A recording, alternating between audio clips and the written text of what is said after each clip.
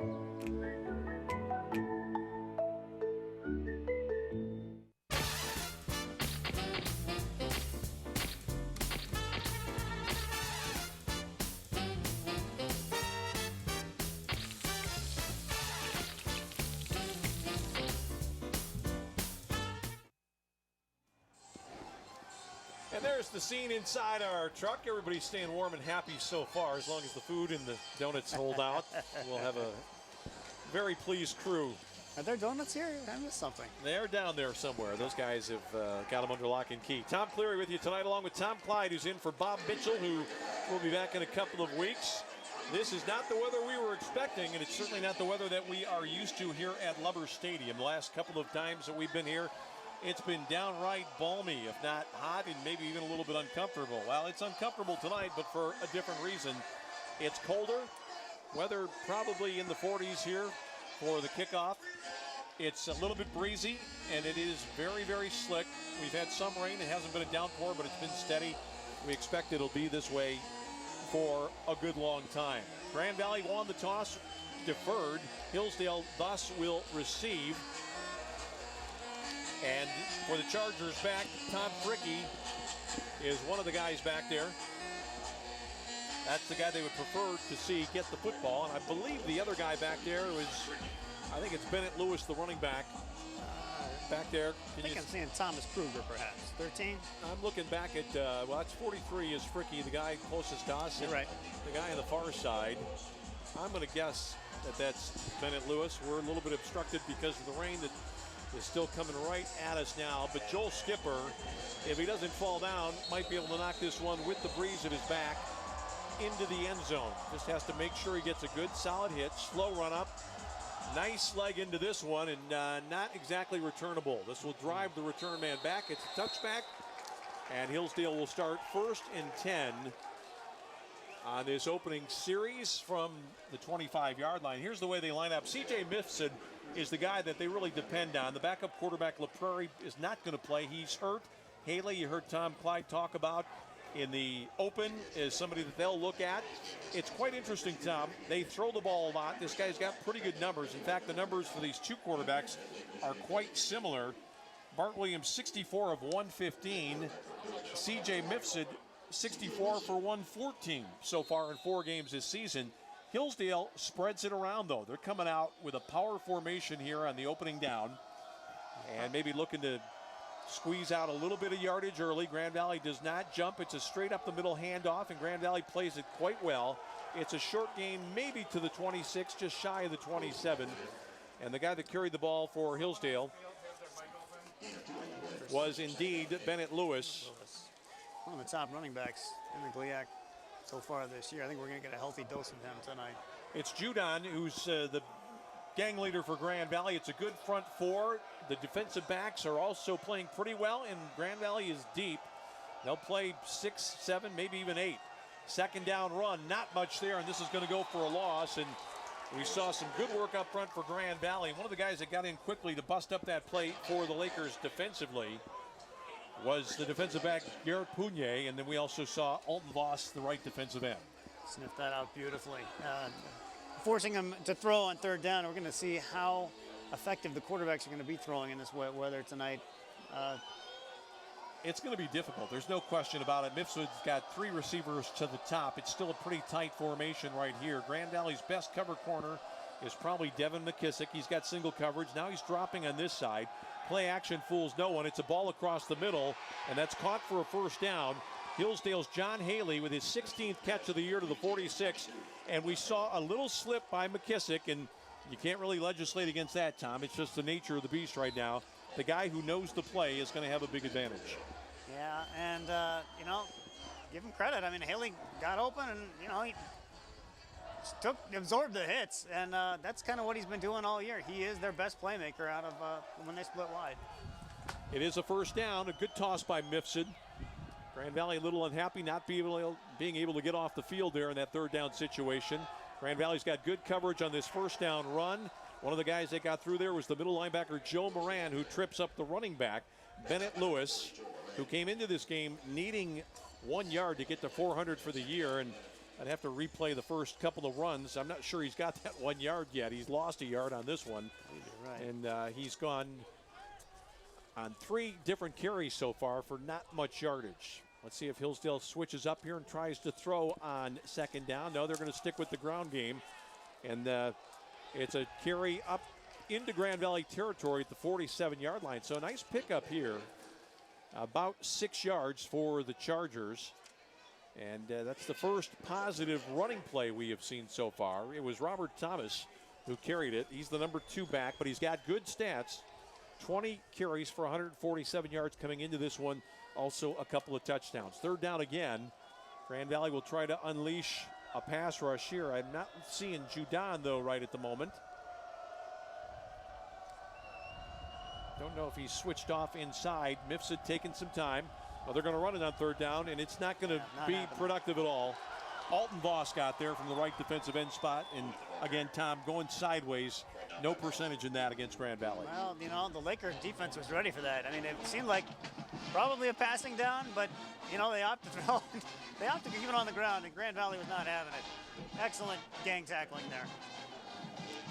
Grand Valley's been an odd team here the last year or so. They have given up lots of big plays, but you talk to the coaches, and they say 90% of the time we're playing great, and they felt they even did pretty well in terms of dynamic plays against Ferris State, the game they lost big. This is Matt Williams running up to make the fair catch at the 20-yard line. He'll stay on the field, I believe, with the offensive unit.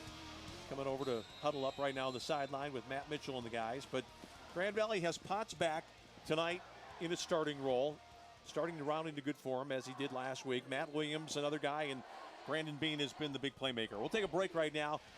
Grand Valley's first drive after this. At Metro Health, we don't see patients, we see people. And when it comes to their health care, there's one thing we're all working toward: helping them feel better. Better summers, better dances, better retirements, and better roads ahead. This is what we want for every person we see every day. Better. Metro Health. Better all around.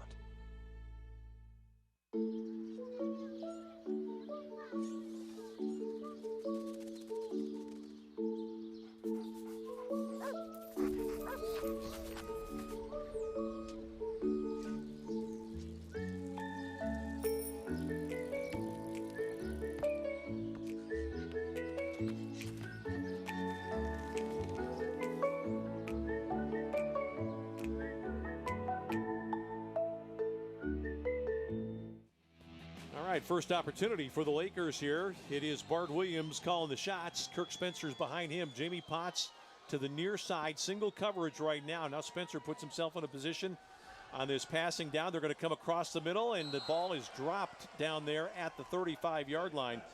Just failing to make the connection was Justice Wright, and the ball slightly behind, but still catchable. Williams, Spencer, Williams, Potts, and Bean. Those are all guys to keep an eye on. Joey Warner's the tight end up front. B.B. Revenberg, Cox, Jim Walsh, 310-pounder, and Dan DeLuca at tackle. And there are the conditions, Tom Clyde. Yeah, and you can see the rain coming down on the screen. It's wet out there, and we'll see which quarterback can handle the wet ball a little bit better. This is Grand Valley running big on second down, and carrying the ball for Grand Valley was Martavius Carter. Some of the guys call him Marty, and better call him Sir if he keeps running like that, because that's a fine carry. Impressive that he doesn't try to make a hard cut on the surface early on, Tom. I think he just kind of felt his way there, followed the blocks, picks up good yardage for a Grand Valley first down at the 36. Followed his blocks, found his hole, and that you talked about explosive plays. That's one for Grand Valley. Lakers with three wide again. Bart Williams. Look to Spencer, has time, looking long, coming back to Bean. Bean couldn't get there, ball was behind. Coverage on the play by Todd Fricke. Bean was inside in a position to make the catch, but that's the kind of ball that the timing has to be perfect and the ball has to be right on the money, because the receiver on the field in this condition is not going to be able to make the adjustments as easily. A lot tougher to make the cut. The field has that sort of that glisten, that shine on it right now, and you can tell it's wet. It's hard to go. It's a little shovel pass to Spencer. He tried to spin away, but it's played really very well by Scotty Panola, the linebacker for Hillsdale, who comes up to make the stop. That ball was just marginally forward. That's a play that you see more and more in college football. It looks quite a bit like a pitch out, but because it's going forward, if there's any kind of a mishandle, it simply goes as an incomplete pass. So now Grand Valley third and long. And we saw Grand Valley try to get way down the field the first time to Bean, and we saw Todd Fricke giving a lot of room. This time it's going to be the smaller defensive back for Hillsdale over on this side. And as a result of that, we'll see if they try to get to Potts. They're looking the other direction. Williams throws. That ball was over the top, but couldn't make its way all the way inside. And that was just a little shy of Matt Williams, and Grand Valley will have to kick it away. Just not quite able to get as much on it as he wanted to, and disappointment. Both teams punting one apiece. This is Jamie Potts looking to do the quick rugby kick. I suspect he'll drop back, and he usually does come a little bit to the strong side of the formation. Gets off a pretty good punt. This is going to be over the head of the deep man. Takes a good Grand Valley bounce. It will be down inside the 20 at the 17-yard line. So after an exchange of punts, Both teams pick up 1 first down, but nothing doing after that. We played 5 minutes and 5 seconds of this contest, and still no score between the Lakers and the Chargers tonight on Xfinity and the Grand Valley Sports Network.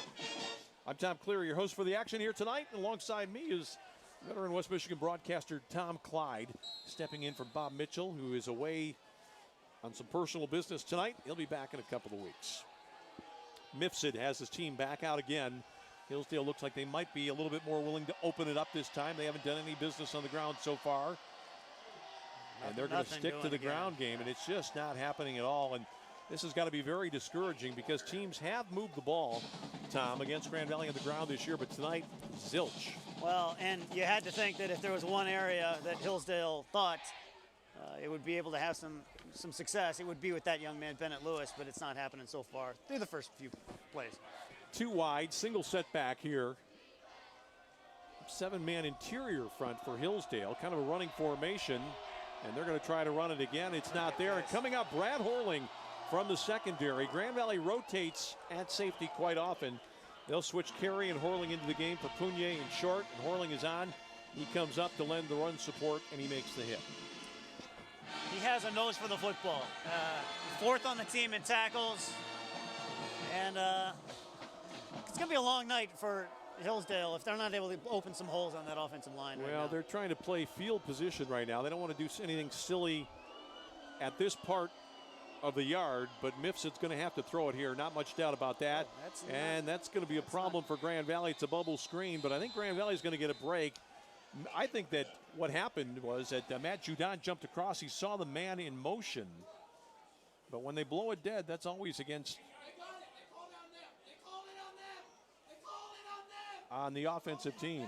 We're hearing some yelling up here among the coaches. I can't quite tell who's yelling. I'm not sure which side that's coming from. I think there's a lot of discussion. He means what he's saying.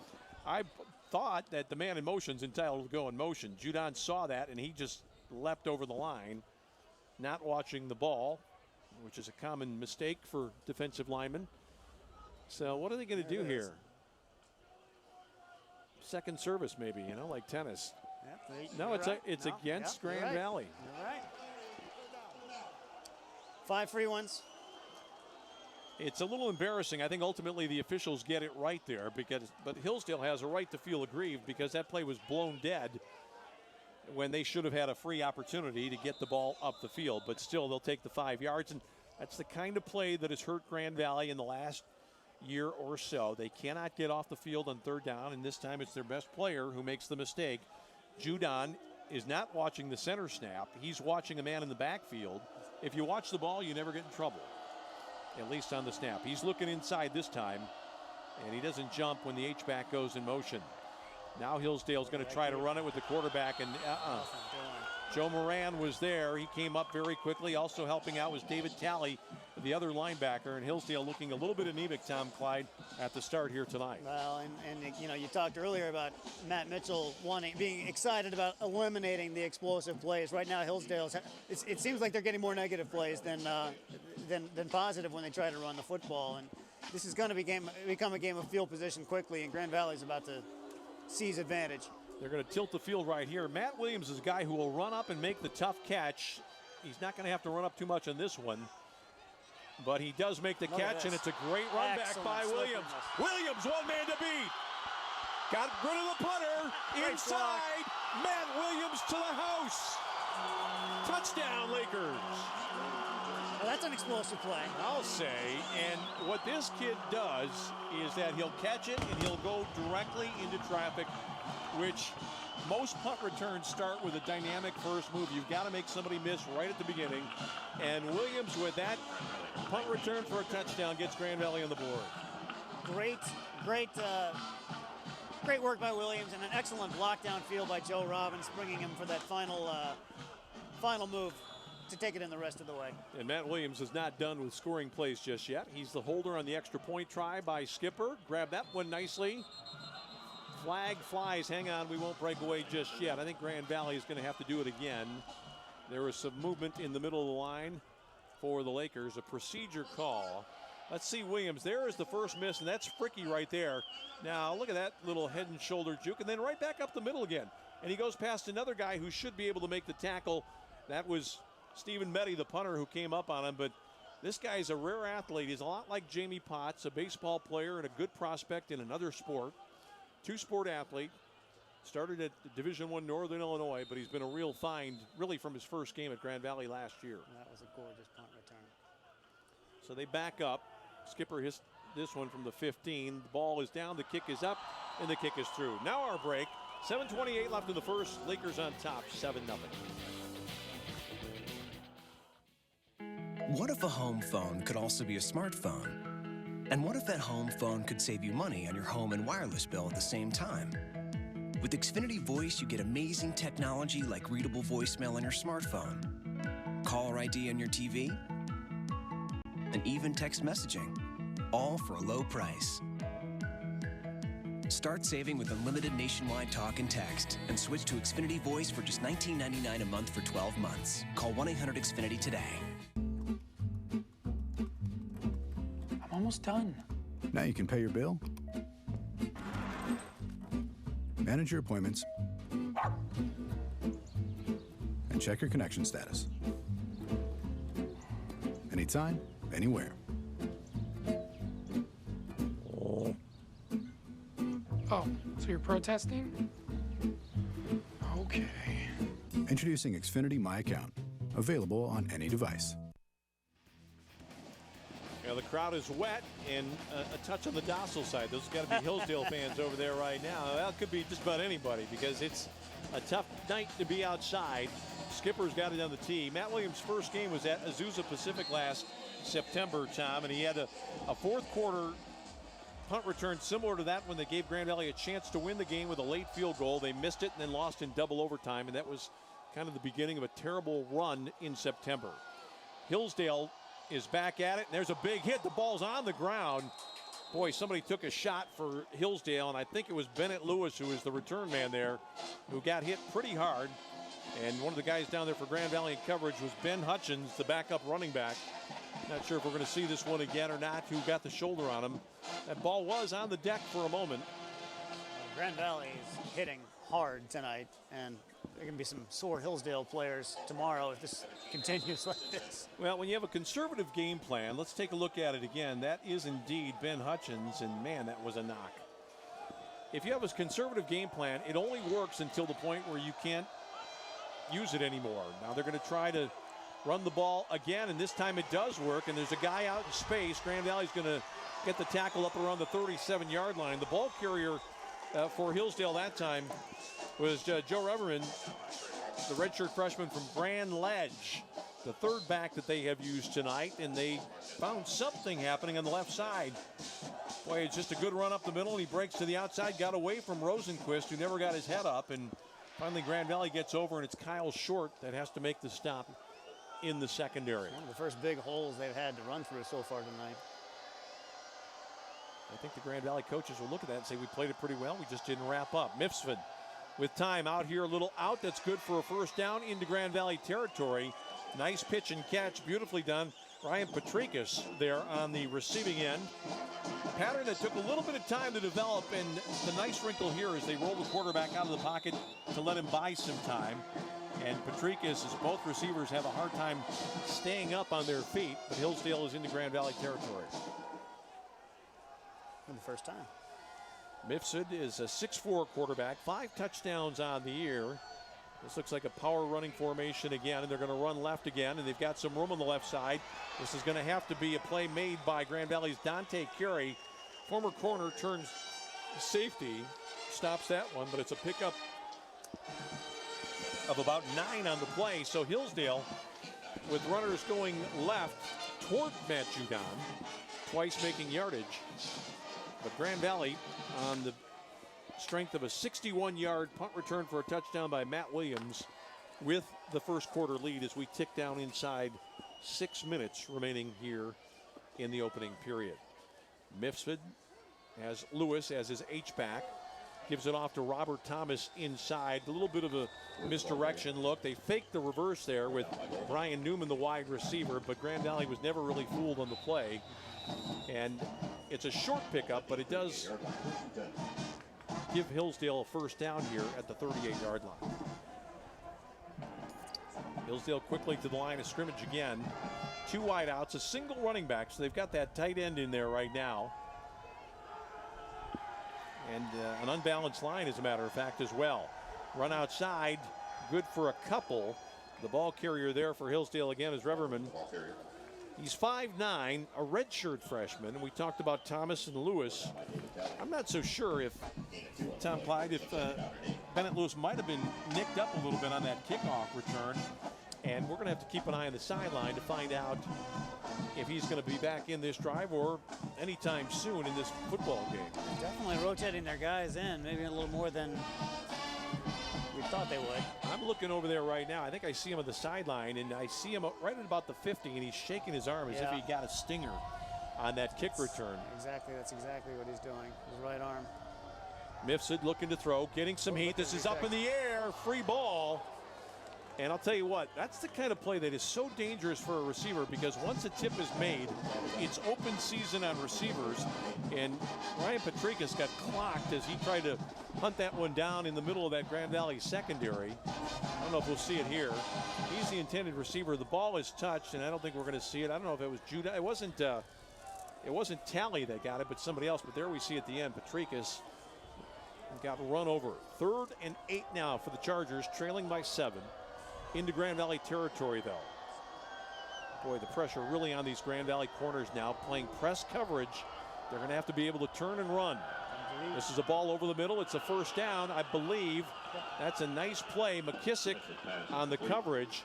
But again, it's Ryan Patrikas again, who just stepped inside, and on a wet field, it's a big advantage for these receivers because they know where they're going. The defensive back tries to adjust, and McKissick's coverage is really not all that bad. And you're right, it is wet. I mean, we're seeing receivers and defensive backs having a hard time cutting at all once. And if that continues, I think we're going to see the ground game become more and more important tonight for both teams.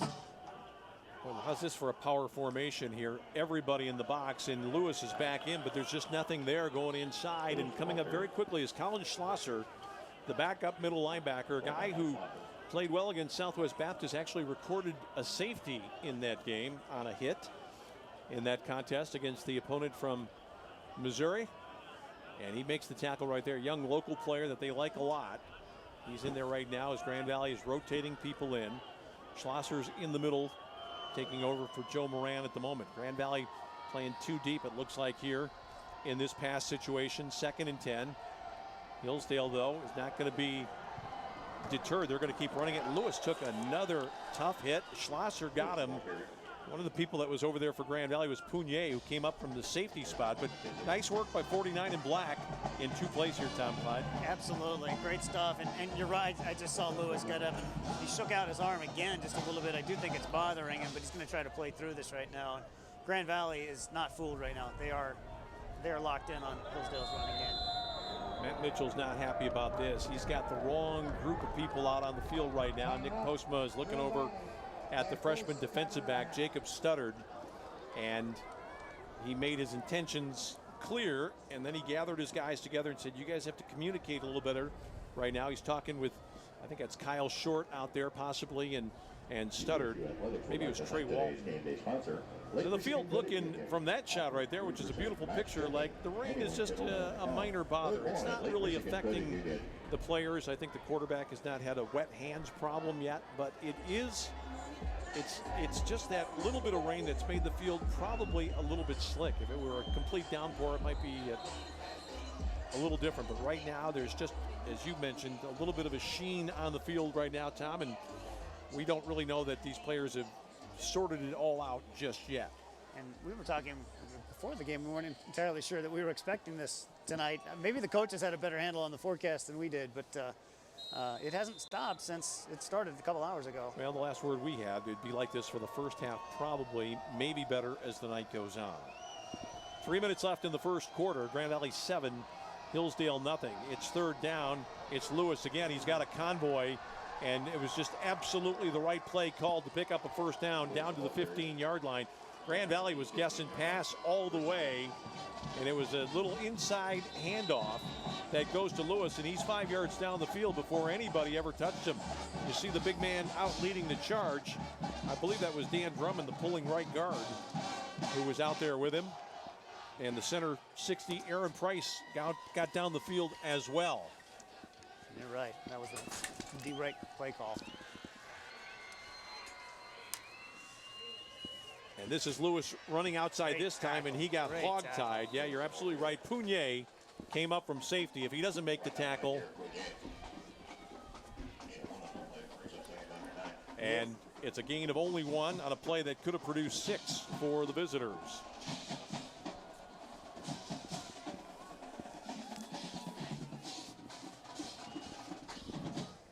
All right. Time for 2 minutes left in the first quarter here. Hillsdale knocking on the door. They have inched it down the field.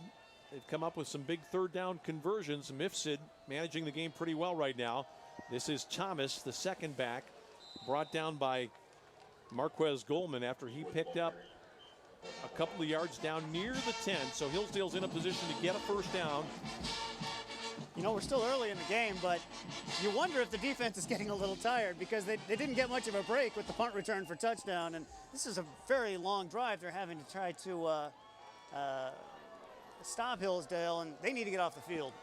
Grand Valley really wants to play assignment football right now. They can't be having guys running too quickly, too far up the field. They've got to contain themselves in this situation here. Be very surprised if Hillsdale doesn't look to run it again. Grand Valley with a little bit of a pass rush. Mifsud with time, fires into the end zone, but through the hands of the intended receiver. That's a ball John Haley's got to catch because it's a touchdown if he does. But there is a flag down in the secondary, and I suspect this is going to go against Grand Valley unless there's a receiver downfield, and I don't think that's the case. It's probably going to go against the Lakers Looks like here. it's a hold. And in this situation, it could be where I think what we saw right there, Tom, is that guys are just bumping into each other, and it's either hold or fall down. Let's see who the guilty party is here for Grand Valley. I don't see anybody out there. I thought I saw somebody for Grand Valley being held up the field in the form of, well, I'm not sure if it was Schlosser or, but that's a very difficult one to sort out from our view of that play. Nevertheless, it is a first down for Hillsdale at the 5, and I don't think we're going to see the football flying anymore. I think you're right. Power running here. One wide receiver. It's a toss sweep, and again, it's a bad decision by Hillsdale because Colin Schlosser comes up again to make the stop. 49 in black is having a great night against Bennett Lewis, who loses 5. Almost like they're spying on that premier back there, Tom Clyde, and just nothing happening. You knew it was coming. I mean, I think everybody in black knew it was coming, and they keyed on him, and they guessed right. And I'm not so sure this is a passing situation here. 2nd and goal from the 10.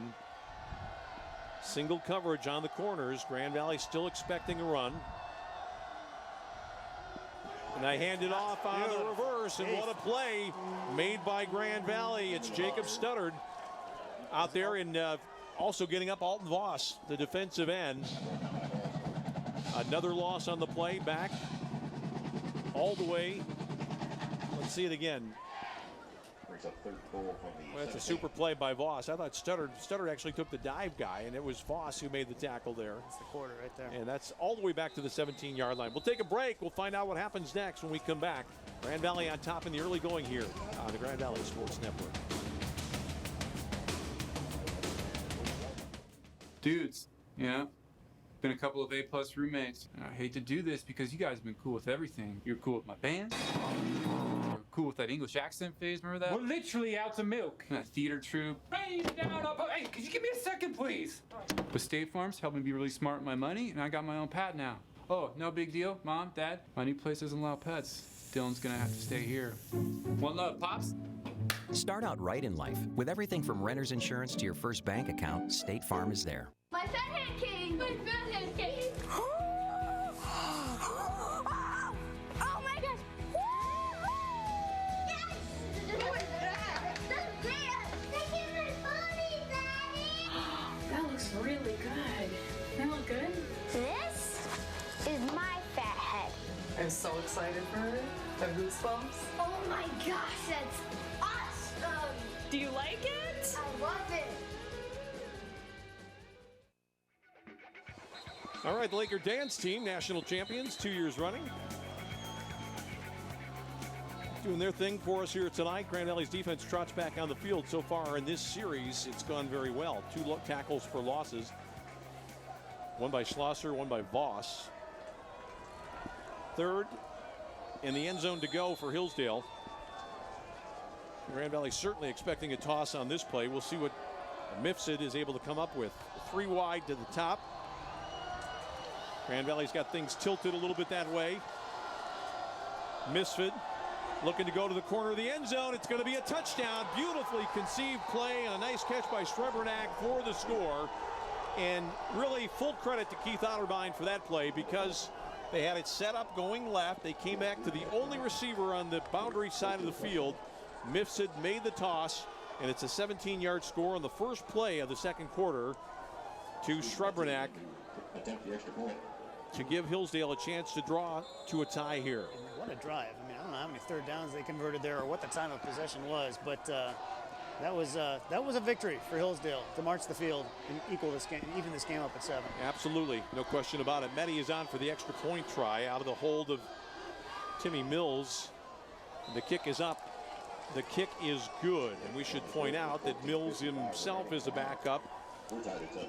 The regular holder and backup quarterback Mark LaPrairie is injured and not available for duty tonight, so Mills passes his first test, and Hillsdale is into a 7-7 tie. The team that came in after winning just one of its first 4. Hillsdale 1-2 in the conference. Grand Valley 3-1 and 2-1 in conference play. But right now, we are right back where we started 15 minutes and 5 seconds ago. 14:55 left in the quarter. And again, it's a play where Grand Valley is going to look back, Tom, I think, and say to themselves, how does this happen to us? First and goal, we throw him from the 15 back to the 17. You see Matt Mitchell right now, he's just thinking, we made the hard plays look easy. We made the easy play, 3rd and long. We know they've got to go to the end zone, and we don't defend it. Yeah, the defense has done a lot right, though, and I think that it's a matter of time before they put the clamps on Hillsdale's offense here. You know, Hillsdale is about to go back on defense for just the 2nd time in the game. They've been giving up a lot of points this year defensively. Grand Valley just hasn't had a chance yet to really start lighting up the scoreboard. Let's see how Grand Valley answers this on the next possession. Well, Grand Valley's touchdown came on a punt return for a score by Matt Williams. This is going to come down to Kirk Spencer at about the 7, make it the 6-yard line. Spencer running right. What an alley he's got. Look at this. But it's going to be coming back anyway as Spencer is brought down to the 38-yard line. We saw the flag fly at about the 19. Actually, they didn't throw it in the right area. Now the referee picks it up. That happens so quickly that I'm really surprised. You get holds and blocks in the back all the time, but that one almost happened before Spencer caught the ball. During the return, holding 25 receiving teams. 10-yard penalty, first down. Well, Pugnier, a defensive player. Oh, there we see it. He's locked up. It's a great call. He just tackled the guy right in the middle of the field, and you see the referee heave it up there, and there's absolutely no doubt about it. We didn't see it, Tom, because our attention was back on the ball carrier. I think maybe Spencer did see it, though, because he got up, and before he even saw the flag, he kind of started, he looked like he was shaking his head a little bit. Yeah, could well be. So Bart Williams is back on. Spencer's the lone setback. Grand Valley's got Matt Williams in the game. No Jamie Potts. Well, Jamie Potts is on the sideline for this one. Spencer started left, went back to the right, makes a nice gain out of it. Picks up 5 to the 21, 2nd and 5. Kirk Spencer coming in 66 carries, 332 yards, 5 touchdowns. Last year, he played only 6 games and had 346 yards. So obviously a much more productive season for Kirk Spencer, and for the most part, a healthier season. Knock on wood. Just getting the first quarter stats and time of possession, 13 and a half minutes for Hillsdale on offense. It's probably exactly what Coach Otterbein wanted, right? You got to believe that he wanted to keep Grand Valley from rolling up to kind of point total 60 plus last week, and a little bit worried. Spencer picks up about 3.5. It'll be third and a short 2 as Potts comes in for the first time this series. Bean goes out. Grand Valley with 22 on the play clock. Plenty of time here. Potts is out here by himself on a smaller defensive back. And they're going to run Spencer again. And Spencer's going to pick up the first down up to the 30. A hat flew off there. I don't know who that belongs to. It's going to belong to a Hillsdale player who's going to have to go off for one play. And that particular party for Hillsdale was Jordan Harlemert, who goes off. The defensive lineman from Coldwater, Ohio, not Coldwater, Michigan. Grand Valley again with 4 wide now. And now Martavius Carter in the protector position, leaks out of the backfield late. Williams has got plenty of time. That's a good pitch and catch. And the guy that made the grab is Erston Smith, a young guy who is starting to turn some heads here. He had a good first game. He kind of fell back in the pecking order a little bit with the return of Jamie Potts.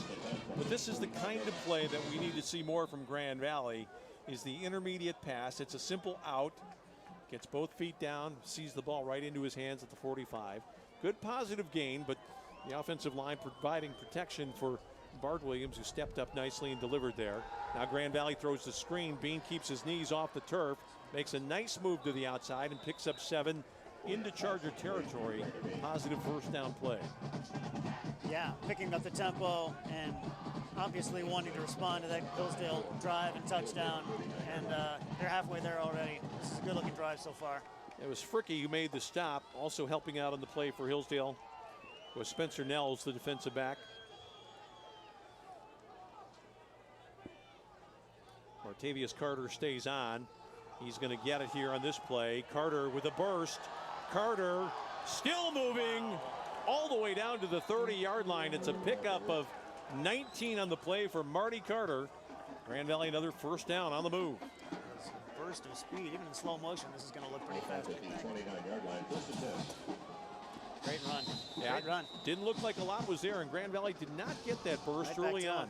Here's Marty again. He's got some room. Carter, another first down inside the 20 to about the 17. So 19 on one play, and let's call it 12 or 13 on that one. This is a guy who's had some good numbers. He came into this game time with an average of almost 8 per carry. Yeah, that'll get it done. And I think he's raising his average right now. Well, look at Grand Valley going quick again. And this time he steps outside. Boy, Grand Valley got a pretty good block on the corner. And the guy that did well there was Joe Robbins, 8 in black, who had a difficult time with that defensive back, but he didn't hold. And he kept fighting to stay in front. And does a pretty good job there. Now Grand Valley picks up about 4 yards, and we'll get Spencer back on. And Grand Valley's going hurry up again in what has been by far its best offensive moment of the contest. Back to the ground, why not? Now Spencer stays on his feet and gets down inside the 10. It's going to be close to a first down. Probably suit Grand Valley to have a 3rd and short here. Kind of an interesting play. Grand Valley takes the tight end there and kind of pulls him to make it look like a play that's going in the other direction. It's Brian Moran, 85, and then they run Spencer the other way. It is 3rd and short. I think you'll see Grand Valley try to hammer it up inside, get that 1st and goal situation. You don't want to overthink this one if you're the quarterback. They're going to hand it off inside. Spencer, well, I think he saw the end zone there and got tripped up. He's got to make sure he wraps that ball up, and he gets the 1st and goal situation. Grand Valley, I should point out, lost in the I see Bart Williams out there, and Bart Williams last week gave way to Ali Ajimi, who did not play very much up until that point, the 3rd quarterback, who came in a running situation and had a long touchdown run. And Ali Ajimi is available for duty here in this one. Here's Spencer, waits. Not really much of a push for Grand Valley, and that's something the Lakers have not done well this year, Tom, at least at home. They have not really been able to get the corner a lot on other opponents. They've done it some tonight, but that was a play that looked more like what they were not able to do against Ferris and to a lesser extent against Southwest Baptist. That was just about the first time on this drive, though, that Hillsdale was able to stop the run. This has been a an impressive drive, particularly on the ground. Carter and Spencer have been having their way. Let's see if they can get 5 more yards and get that lead back. I think Grand Valley's going up top this time. They're throwing across the middle. It's tipped. Oh, what a catch by Jamie Potts. Out of deflection. Just an amazing play to reach back. And you could hear the roar of the people down in the end zone. They saw clearly what happened. This ball is not well thrown. It's behind. Tipped up there, and whoops. Kind of like a bad hop grounder that the baseball player scoops up, Boy, right? I'll tell you what, that's what you need. And they played him in the infield in his minor league career for the Texas Rangers last summer, trying to convert him to first base. Maybe he was paying attention. Jamie with the touchdown catch, and Skipper knocks through the extra point. Lakers back on top. We'll take a break. It's 14-7 Grand Valley tonight on the Grand Valley Sports Network.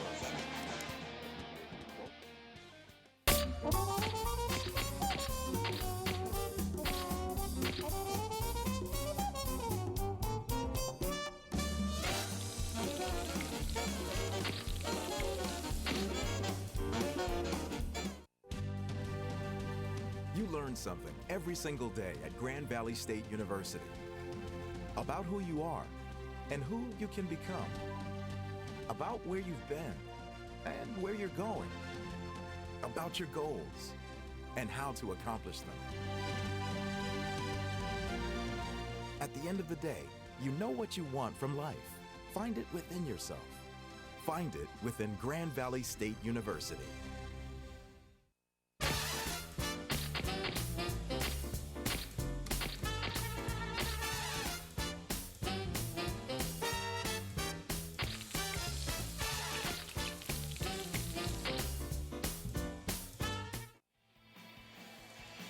Well, there he is, Jamie Potts. What a warrior this guy has been during his career. Well, he's all painted up. He's got the Rambo look going there tonight. Tom Clyde, and you know, when you play like he plays, why not? You can wear whatever you want on your face, I guess. 26th career touchdown reception for Jamie Potts. And he had to have some pretty good reflexes to haul that one in. That was just a bang-bang play, like a bang-bang play at first base in baseball. Skipper gets a good leg into this one, but still running up to the 11-yard line is the Hillsdale return man. He's got a bit of an alley and is brought down at the 28-yard line. It'll be 1st and 10 from that point, and it was again Lewis on the return. Here is the summary of what we saw from Grand Valley. We saw this play to Erston Smith, which gave Grand Valley a much-needed first down, and then after that, Marty Carter took over.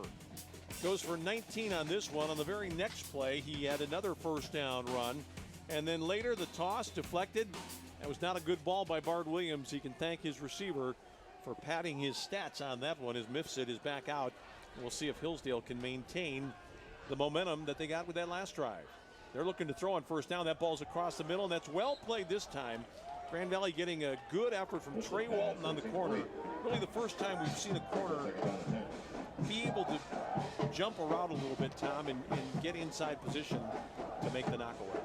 Well, and you know what? I think this is what Grand Valley is hoping for right now. It's a shutdown series, get that ball back, and a chance to build this lead, because it'll be hard for Hillsdale to overcome a 2 or 3 possession, 2 or 3 score lead in this game. That's a good tackle made right there on the running back. That was Reverman again. And how about Matt Judon, the All-America defensive tackle, chasing this one down from behind. And if you're Reverman, you never saw that one coming, because you're running off right tackle, and it's Grand Valley's right defensive end who comes about 10 yards and gets you from your blind side. 3rd and 8. Mifsud with stacked receivers on top.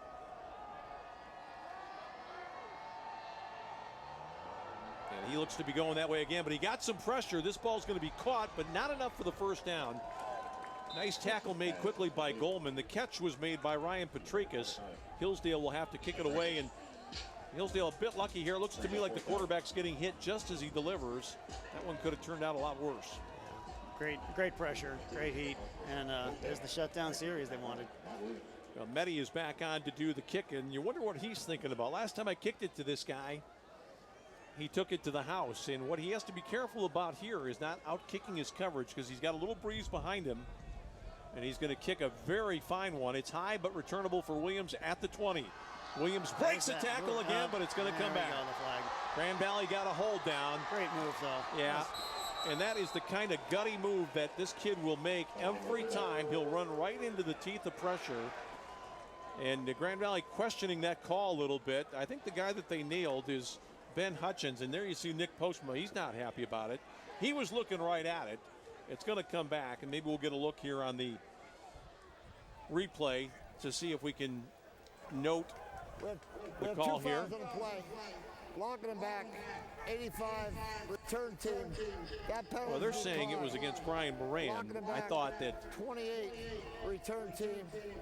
That penalty is accepted. First down.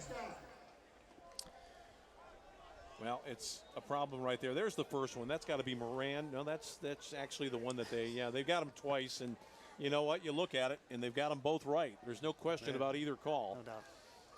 And it's just a reflex action. You hear coaches talk about it, and I think what it is players sense that their guy is in trouble, and they just don't want to let him get cold cocked by somebody from point blank range. It goes all the way back to the 10. The penalty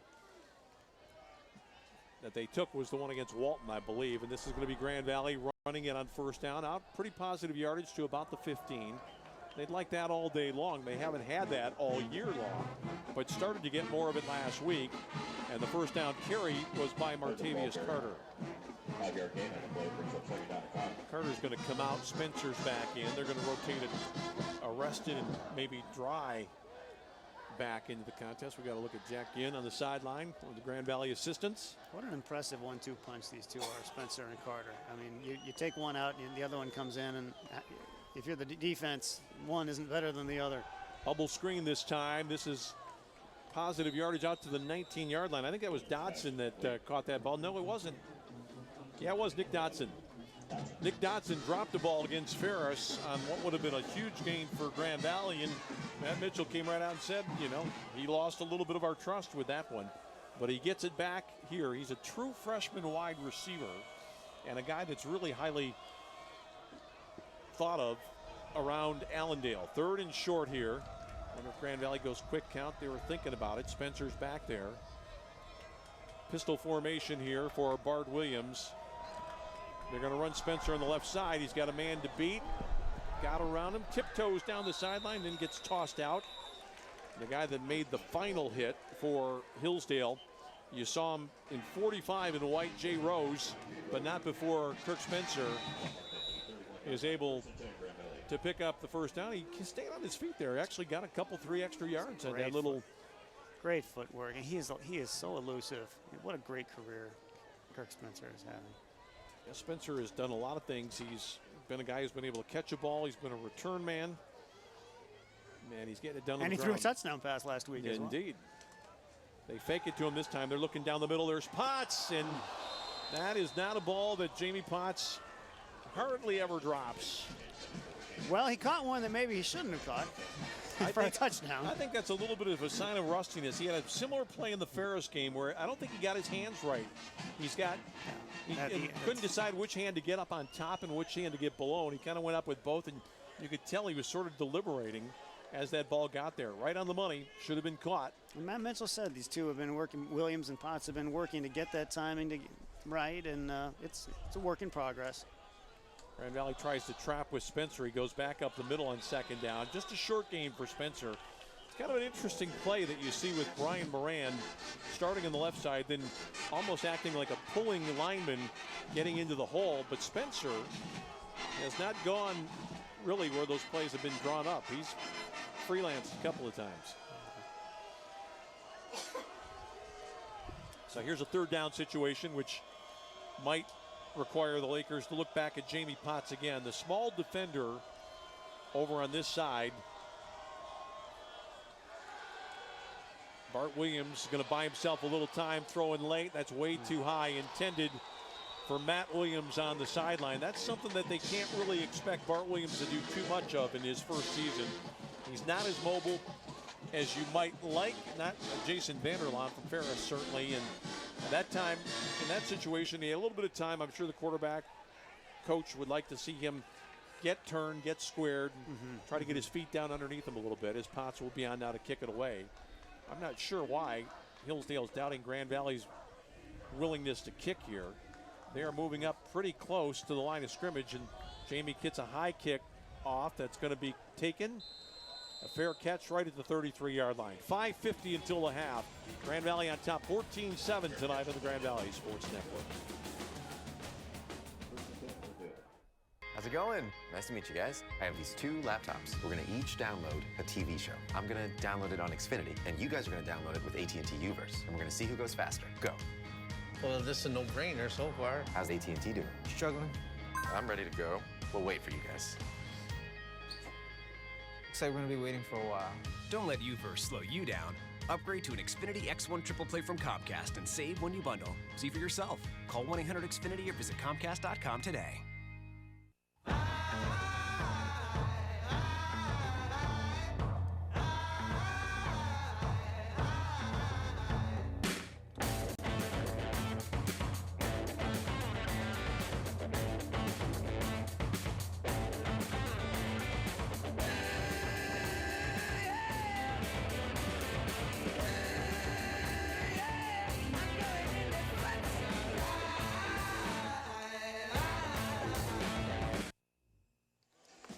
Well, even though there's a little bit of precipitation on the lens of that camera that you're viewing this contest from presently, the rain has now stopped, at least momentarily, and maybe for longer than that. So we get the field to dry out a little bit, and we can have optimum playing conditions here for the last 35-plus minutes of this contest. Hillsdale's got it back after the punt.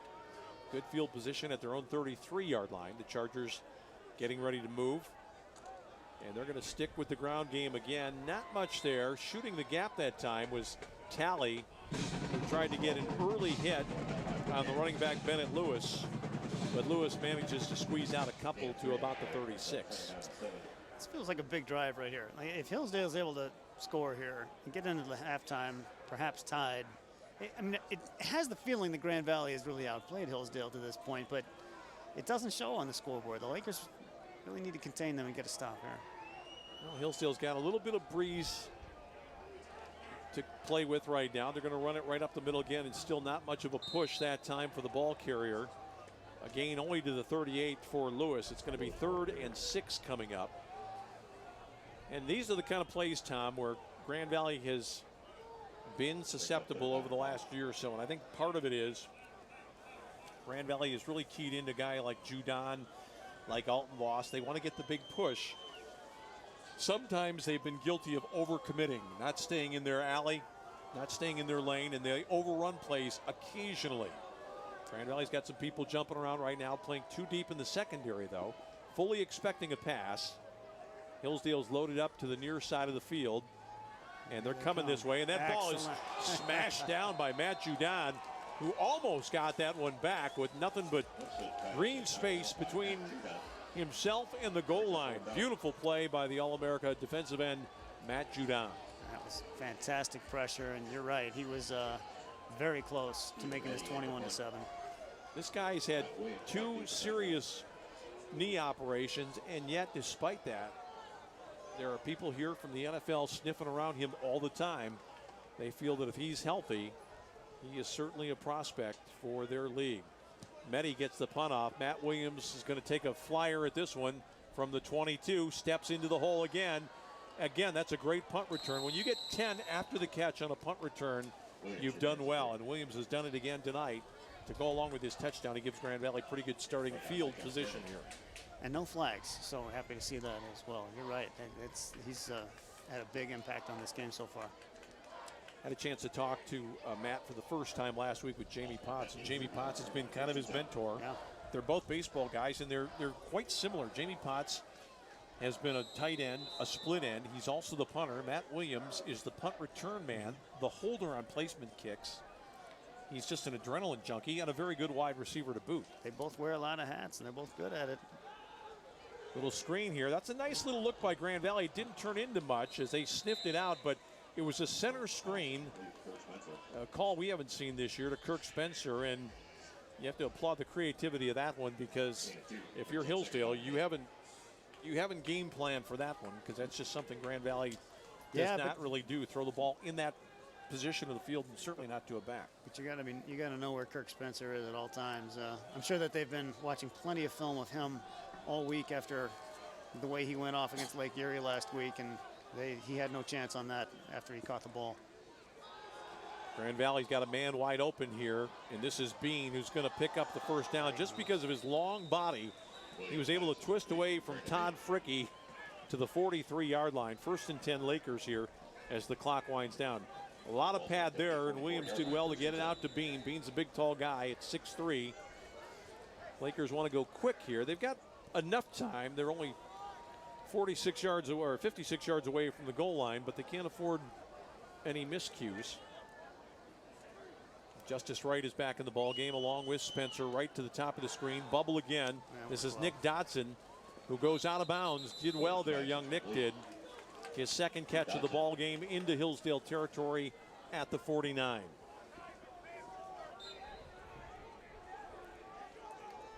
Just like they drew it up. Out of bounds, stop the clock. Good block out there by Bean to allow Dean to.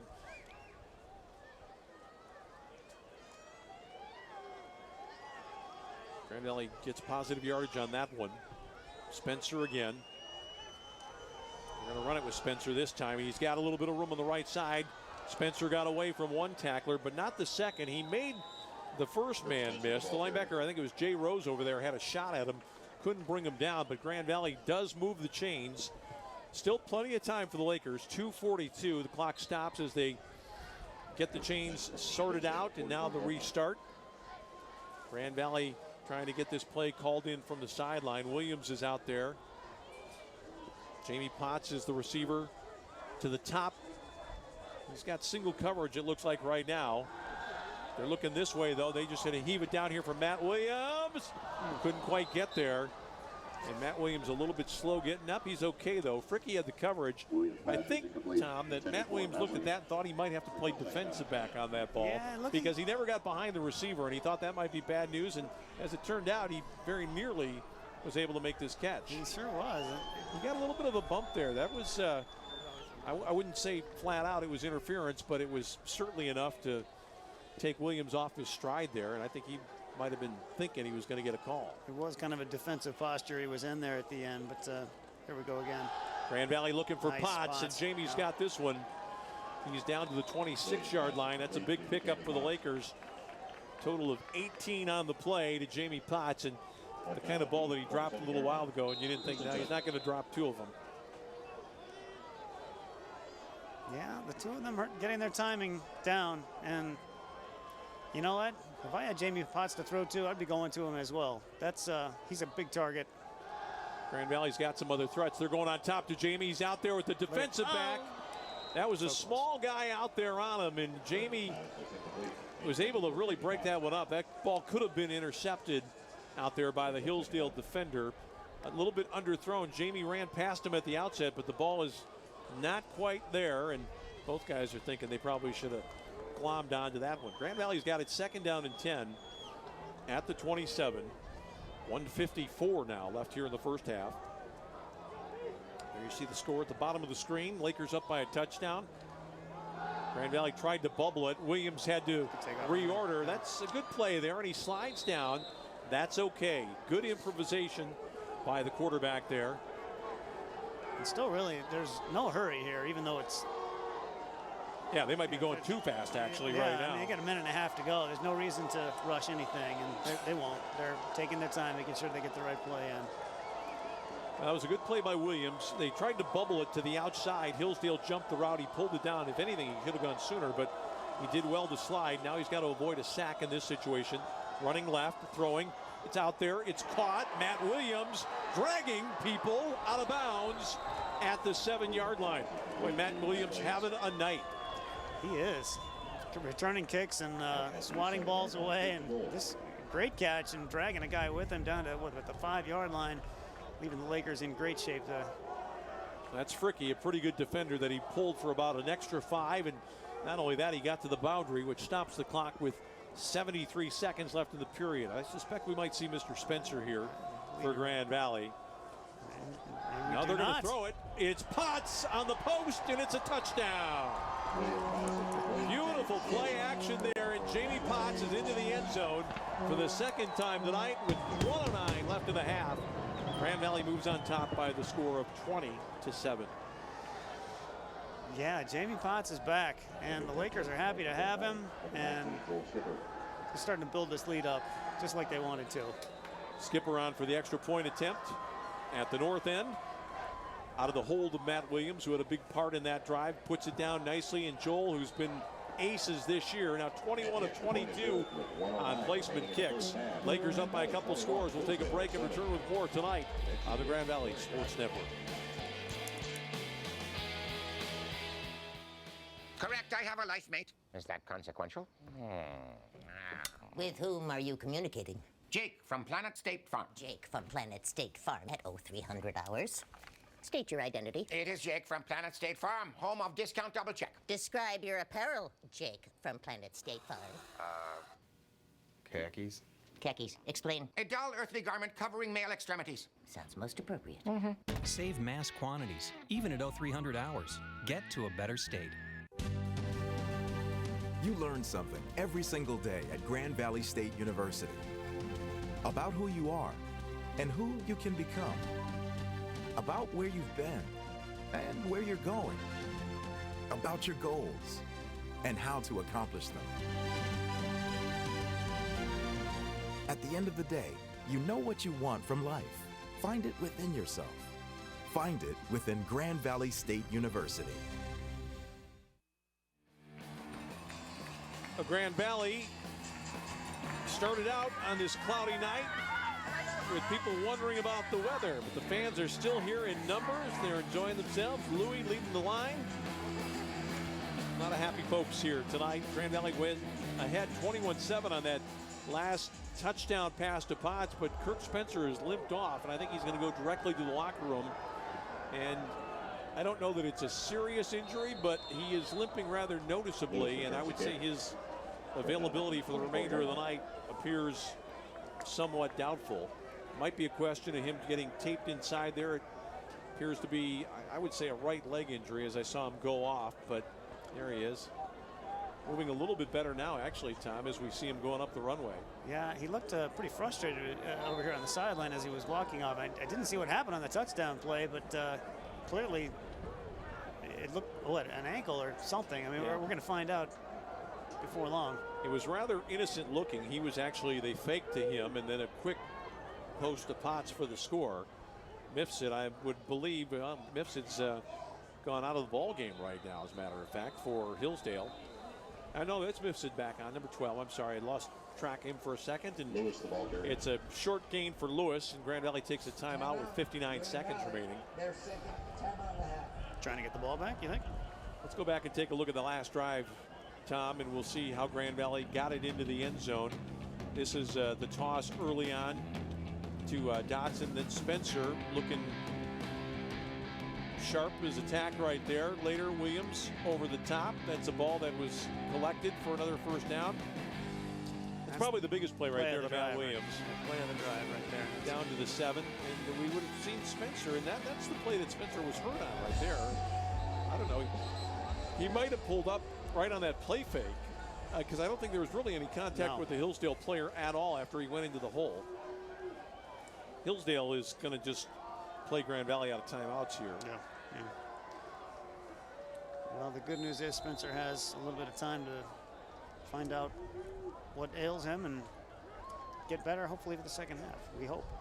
Hillsdale's going to run it. It's a little pitch this time, and they send it outside for a short gain. It's Rob Thomas at the 28-yard line. Mitchell uses his final timeout. Now, Hillsdale, going to be interesting here what happens. I think Hillsdale, if they don't pick up a first down, is probably going to have to punt it, but with not very much time left in the first half. If Grand Valley had one more time out here, they might be able to make things interesting and maybe go after the punter or something like that. But I think that even after this play is over, if the ball does not go out of bounds or absent an incompletion, Hillsdale will be able to take it down pretty close to the final 10 seconds or so of the first half, maybe even less than that. I think just because it stopped raining, Matt Mitchell is now not in a hurry to get into the locker room. He's enjoying the cool night air and staying dry, so he's not in a hurry to go. But maybe just hoping for a fumble or some sort of a mistake here and get some last points before the half.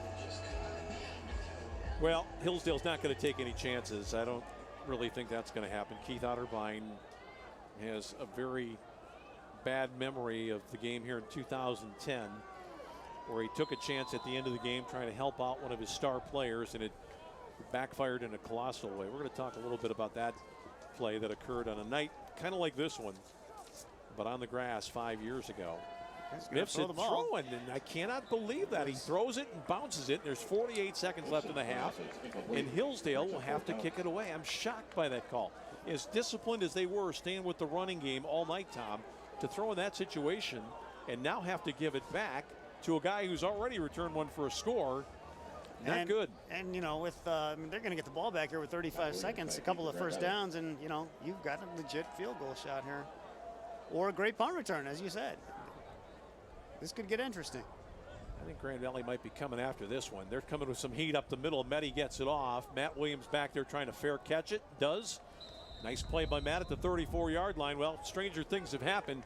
Grand Valley's going to need a lot of help, and they're going to need some people running across the boundary to stop the clock, because they're out of timeouts right now as they take over here with less than a minute remaining. But still, I kind of at a loss for words to explain why Hillsdale would throw it in that situation, because almost all the things that could happen now for them are bad.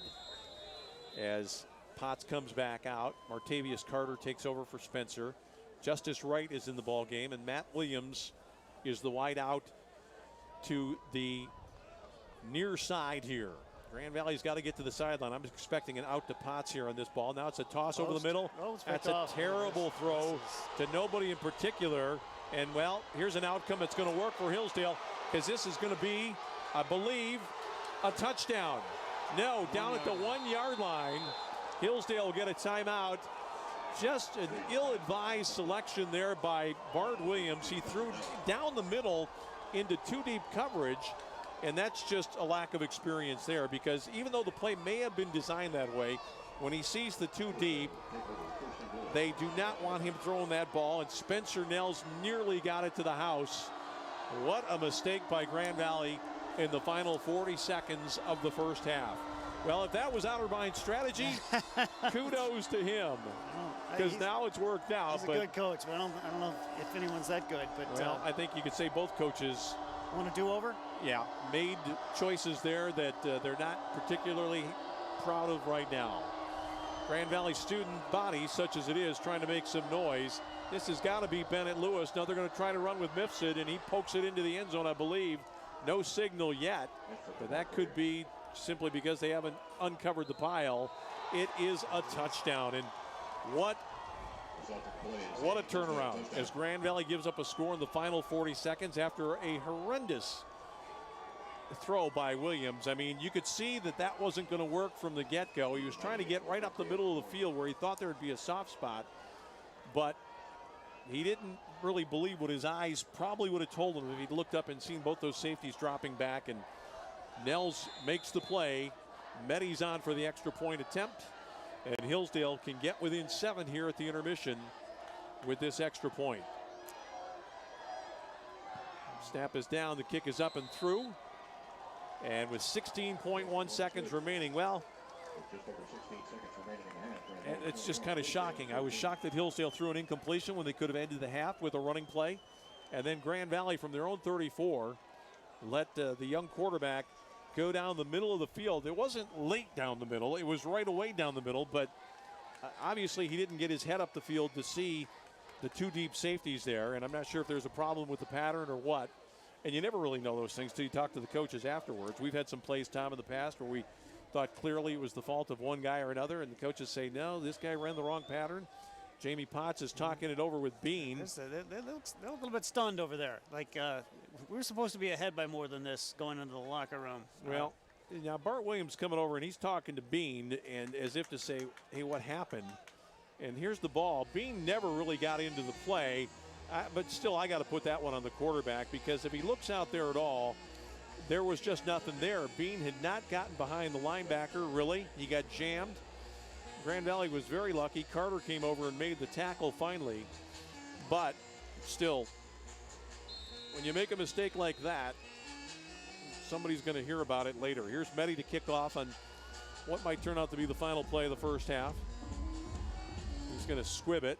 This one's going to bounce. It's going to be handled, though, by Grand Valley. This is going to be Justice Wright with some space, trying to get to the out-of-bounds line. Actually, it's not Wright. That is Christian Lumpkin, the heralded freshman from Ohio, on the return there. A guy who's a sprint champion in the state of Ohio. Came here with his brother to Grand Valley. And the Lakers will run it from scrimmage one time. And I suspect here this is going to be a fall down for Bard Williams, who will be up under center. And the Lakers will bemoan the fact that they are no longer leading by 2 touchdowns here at the break. Everybody in tight, and that will do it for the first half. So Grand Valley had some nice moments, but Hillsdale had a couple as well, and a big error made on that late interception that leads to the Hillsdale touchdown makes this again a competitive ball game with the visitors down just 7. It's 21-14 at the intermission. Jamie Potts with a couple of scores. We'll come back with more tonight on Grand Valley Sports Network.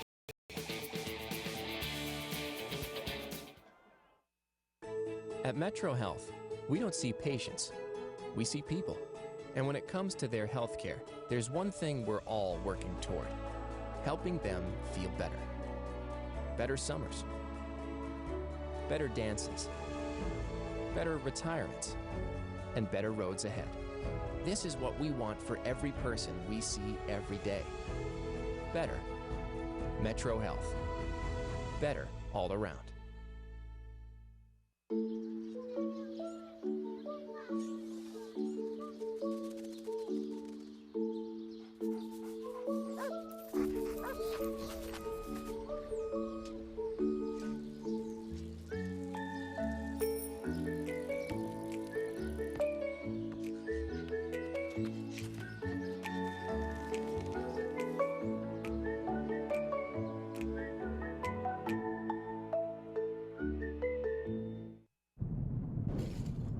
We need to replace the microwave cooking device. Oh, this will cost mass quantities. Commence the jingle. Like a good neighbor, State Farm is there. Hey, Bildar, how can I help? Brent Allen, did we receive savings from our discount double check? Oh, yeah, a bunch. This pleases me. Wait, we're in space. I thought you guys were from France.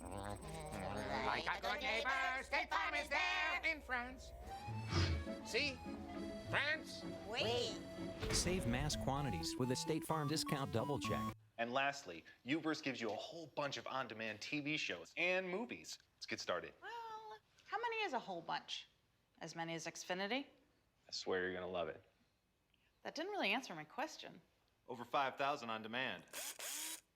Well, Xfinity On Demand gives us over 30,000. We'll set it up for you. Don't settle for Uverse. Get over 5 times more on-demand TV shows and movies on TV with Xfinity from Comcast.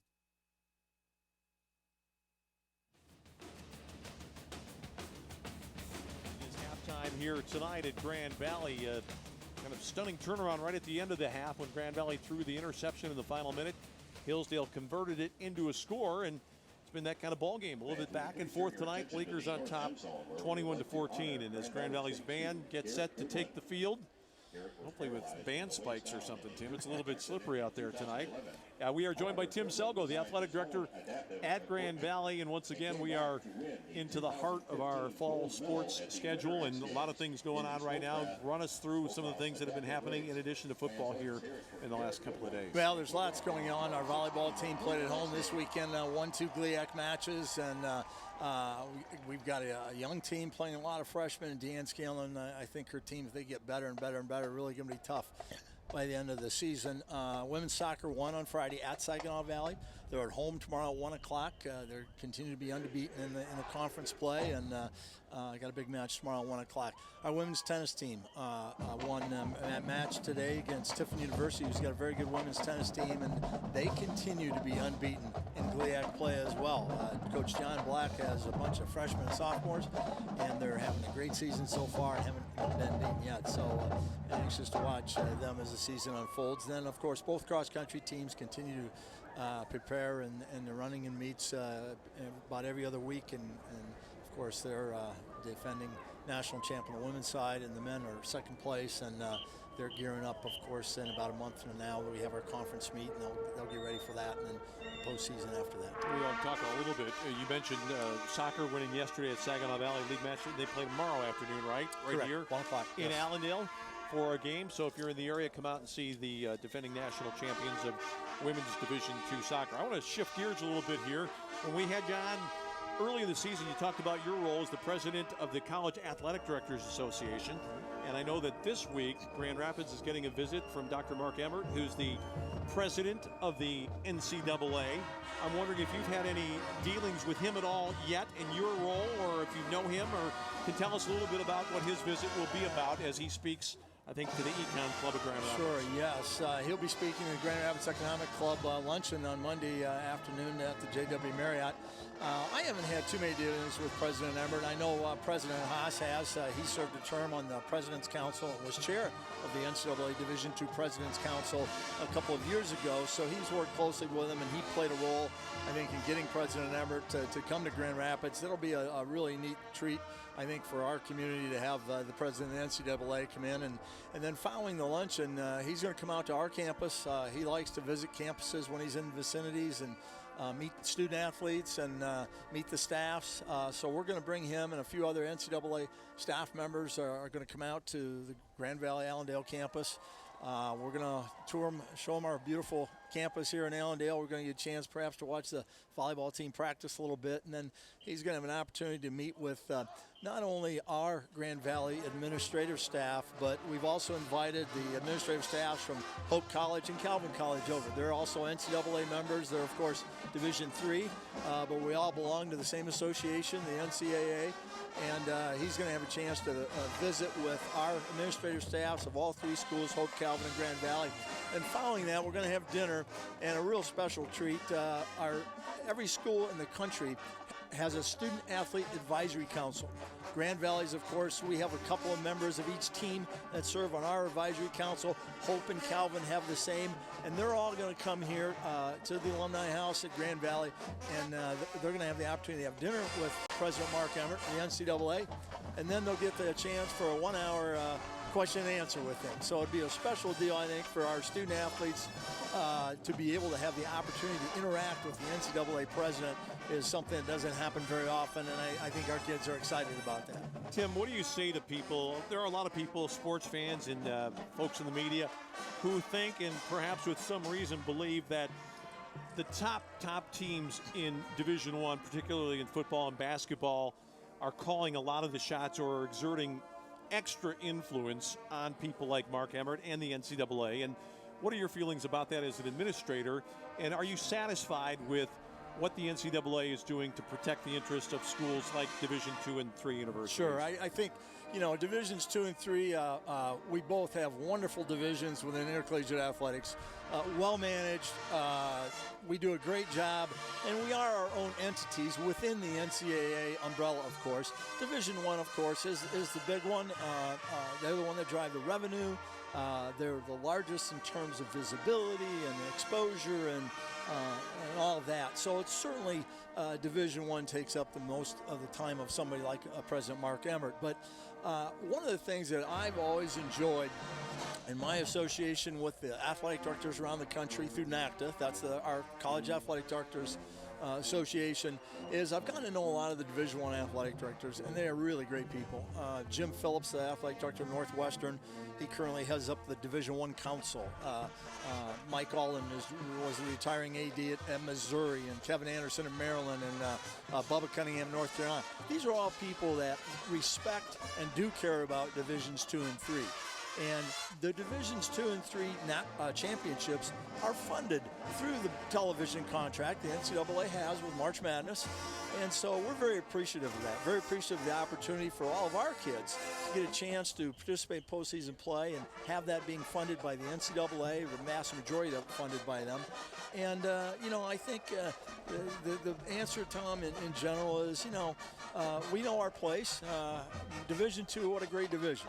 We've got life in the balance. Division III is a great division. They don't offer athletic scholarships how many thousands of kids get a chance to play college athletics because of Divisions 2 and Divisions 3. We do it right. Our kids are students first and athletes second, and I think that's appreciated and respected by all, including our brothers and sisters that are in Division 1. Well, we look forward to a report in a couple of weeks on the visit of Mark Emmert to here in West Michigan, and you can talk a little bit more about your role as that continues on down the road. Tonight, we'll see if we can stay dry and find a way for the Lakers to come out on top in this one. Well, we're playing good football, and then the last play was just a bad decision, but we got to bounce back from it. We got 60 more minutes or 30 more minutes. Anchor up. We'll see what happens. Tim Selgo, the athletic director at Grand Valley State University, where it's halftime. Right now, the Lakers are on top of Hillsdale, 21-14, and we're coming back with more after this.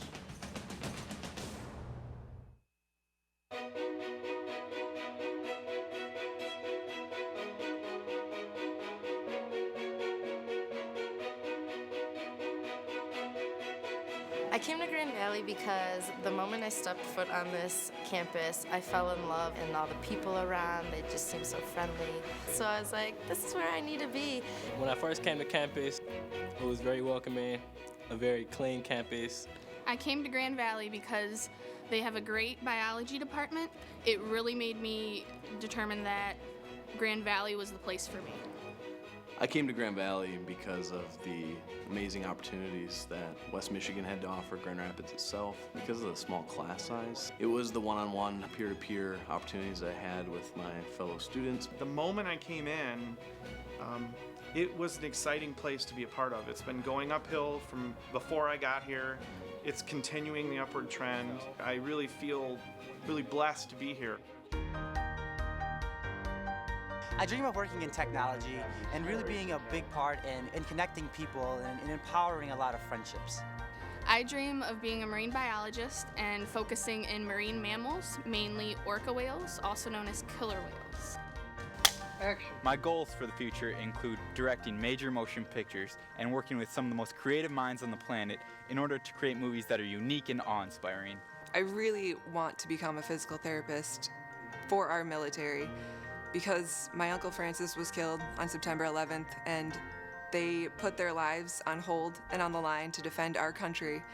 And the thing that I can do to help them the most is to become a physical therapist and improve their quality of life to allow them to come back to their families. I'm interested in continuing my education to work on autonomous robotics that operate in space, where we can harvest resources that we can use both in space and back here on Earth. I really would like to find myself in some kind of position that involves working with public policy that has to do with education. And I would like that to have an international bent, to understand how to better form an educational experience for children in the U.S. And that's something I've just grown really passionate about. One of my favorite memories from Grand Valley is when I went on a study abroad trip to Ecuador. There I got to explore the Amazon cloud rainforests, and I got to try many new things, including eating a grub. Hakuna Matata. The first time I saw the campus, it was literally a cornfield with a road down the middle.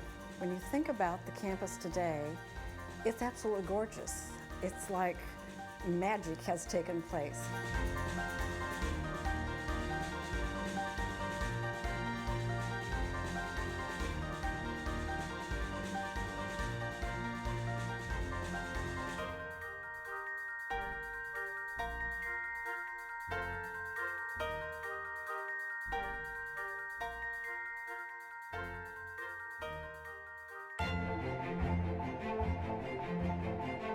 My favorite memories at Grand Valley are working with different people and having a chance to work with people like T. Haas, and to have him actually know my name was, I think a pretty cool thing. My favorite memory at Grand Valley has to have been making Happy Grand Rapids. I had the ability to interact with a couple of students here and film a bit of the parts on campus, and that was a really fun experience.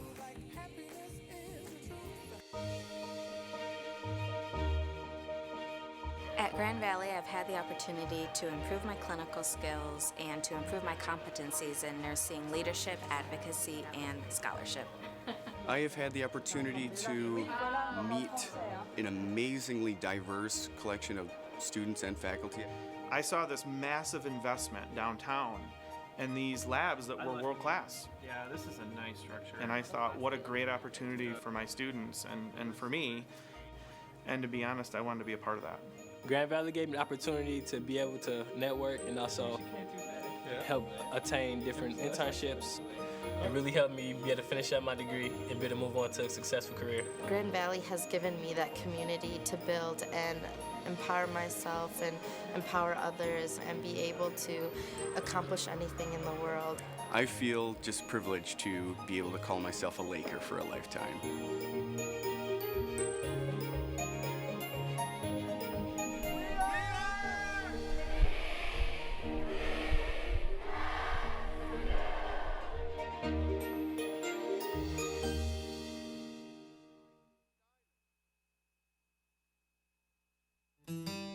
When you put your name on something, it means something. For over 140 years, Coors Banquet's been brewed in one place with pure Rocky Mountain water and the best high country barley. And someone with the name Coors still tastes our beer every week, making sure it tastes as good today as it did in 1873. That's something we're proud to put our name on. Coors, the banquet beer. My fathead came! My fathead came! Oh my gosh! Yes! Look at my pony, Daddy! That looks really good. They look good? This is my fat head. I'm so excited for her. The goosebumps. Oh my gosh, that's awesome! Do you like it? I love it!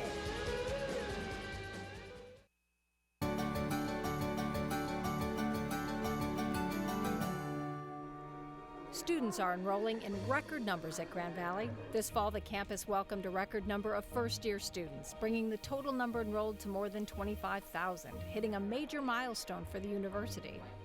The percentage of minority students is also a record high, as is the number of international and out-of-state students.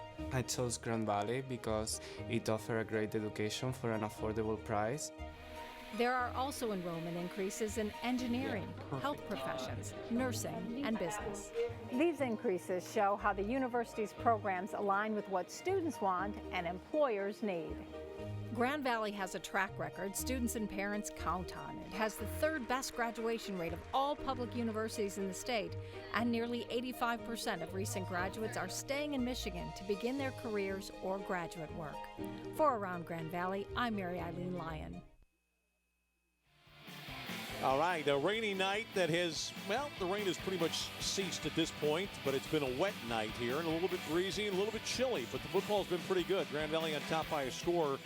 It would be a 2-touchdown lead had Grand Valley not launched an ill-advised pass in the final minute after a late punt by Hillsdale. It was picked off by Spencer Nels, returned to the 1-yard line, and then C.J. Mifsud jumped into the end zone to make it a 7-point ball game. Here is the key play of the first half. It's Matt Williams breaking tackles left and right, got away from the kicker, cuts back inside, picks up a block from Joe Robbins, and gets into the end zone for a 61-yard punt return touchdown, Tom Clyde. Yeah, and Williams was doing great things for Grand Valley. Every time he touched the ball, it seemed like in the first half. Big part of the reason they have the lead in this game. Hillsdale finally ran the ball pretty well on this drive later in the first quarter. And then Mifsud on the first play of the second quarter hits Schrebernack for the touchdown toss. But the Lakers seem in control right here as they get Erston Smith on a reception.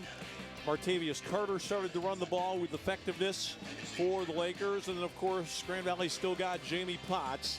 Here is touchdown number 1 on a deflection in the rain. He was excited about that. Spencer on the next drive running the ball for Grand Valley. And Grand Valley does everything well at the end of the first half, right up until the end. They get this pass down here to Matt Williams to get a 1st and goal inside the 10, and then later it's Jamie again on the touchdown toss. And Kirk Spencer limped off the field. We still never saw on that play what happened. We're waiting word on whether he's going to be back in the second half, but here's the play that they'd like to have back. Well, I don't think anybody could have anticipated this kind of great return by Nels, who cut back against the grain, put a move on Williams here, who tried to arm tackle him, and gets it into the end zone. And so here we go. It's a 21-14 game. And let's dry our camera lens. All right, we're going to take kind of night. Tom, we're going to take a break right now, and we will come back with more after we take a quick look at the stats here. Grand Valley dominating, but the big turnover at the end of the half making it a little bit closer than Grand Valley would have liked. The Lakers, though, on top, 21-14.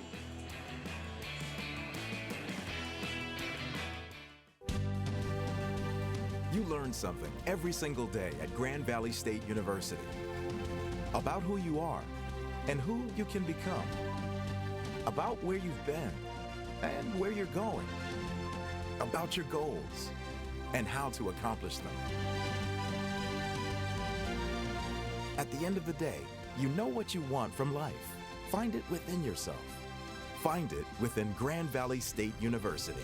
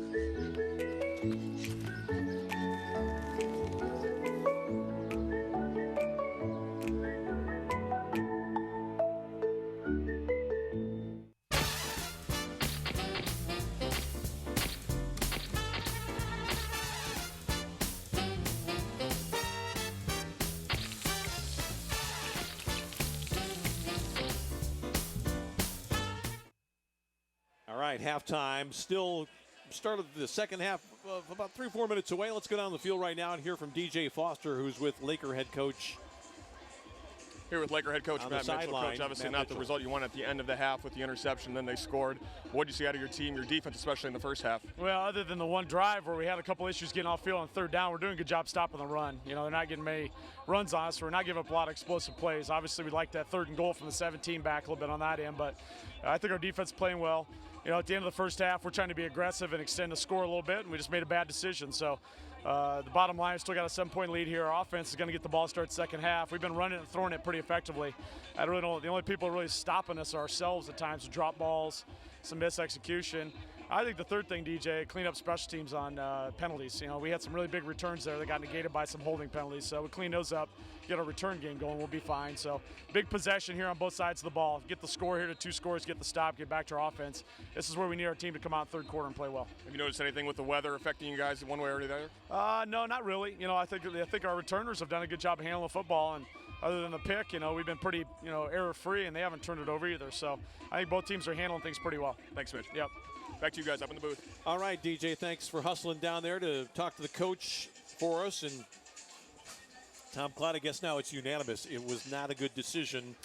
And when you talk about a decision maker on an interception, you're generally talking about the quarterback. And Bart Williams had, I thought, an otherwise very fine first half. He made some very good decisions, made some good throws, made one bad throw to Jamie Potts that turned into a touchdown. And I think that in a year or so from now, you don't see him throw that ball again. I think that play was contingent upon getting past the first line of defensive coverage back there. But when he couldn't get clear of the linebacker, that ball was just up for grabs. And that's a huge mistake for Grand Valley, and full marks to Hillsdale for turning it into a touchdown. Probably a play that, a play from which Bart Williams will learn. And, he's still young in his career. He's going to get a few bad ones out there like this, but he is growing into his role. And like you said, he made some good plays in the first half. And I think we're going to, obviously try to Grand Valley's hopeful that he can build on that in the second half and start to open up a lead here, because again, this feels like this should be a larger lead than it is. Grand Valley, the statistics show, I mean, they were the stronger team in the first half, but right now the scoreboard, yeah, a little too close for comfort right now. Well, we're going to keep it right here right now for the last couple of moments until the start of the second half, but I want to go back to that game in 2010. We were talking about it beforehand. Grand Valley trailed late in the contest. They had to kick it away. They were down by a point. Hillsdale ran the ball all the way down the field, and with about 1:30 left in the game, on a 1st and goal, Hillsdale ran the ball into the end zone. The great Joe Glendenning took it in. He was on his way to a 200-yard rushing night. But in doing so, Hillsdale left itself open to a Grand Valley comeback, and what happened after that was nothing short of amazing. On the extra point try, Grand Valley blocked the placement, grabbed the ball, ran it all the way down the field, got 2 points on that. After a poor kick following that, Grand Valley got good field position, took it down, and it was Kyle McMahon throwing to Javon Augustus for the go-ahead touchdown. Grand Valley added a 2-point conversion, and then, to add insult to injury, picked off a ball. So I guess the moral of the story is sometimes those ill thought of ideas, I mean, in the case of Hillsdale, trying to get a 200-yard rushing game for a running back can blow up for you in a horrendous way.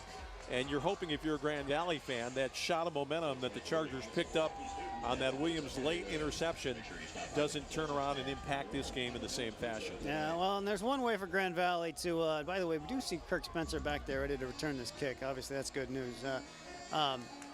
Grand Valley with a chance to make it all go away by a big first opening drive of the second half here, getting that momentum back and getting Hillsdale where they want them. Oh, this is a pooch kick. It's a good idea. Grand Valley's not going to fair catch this. They're going to run the ball, and that's a smart play made there. You see the defensive guys whooping it up, and the reason for that is that was Joe Moran, the middle linebacker, who caught that one, and he didn't just fair catch it, as you sometimes see. He said, now I'm going to punish some people. Look at his guys on the defensive side. I've been waiting all night for this. Whooping it up, saying, that's right, Joe. We're defensive guys. Maybe some receiver would have made a fair catch on that. Look at this. He's a hero to all his buddies. Well, he dropped his shoulder on somebody on that run back. That's what that's all about. But you could just say, you could read those defensive guys saying, no, we're no sissies on our side of the ball. No stinking fair catches on a kickoff. Kirk Spencer is back on. He's not going to handle it here. This is a nice play for Grand Valley. Pick up a 9 on first down out to the 44. Matt Williams, the pitch and catch from Bart. And I like that call from Grand Valley because they take the monkey off the back of their quarterback, whose previous throw to that one turned out really bad. This time it's a 9-yard pickup, and Matt Williams is having a fine ball game again here for the Lakers. He is an action guy, and he brings a lot to the table. Doesn't matter what season it is. Grand Valley's going to run it this time, and Spencer got the first down. He crossed. He didn't get a very good mark. He was right at the 45. It will be a first down.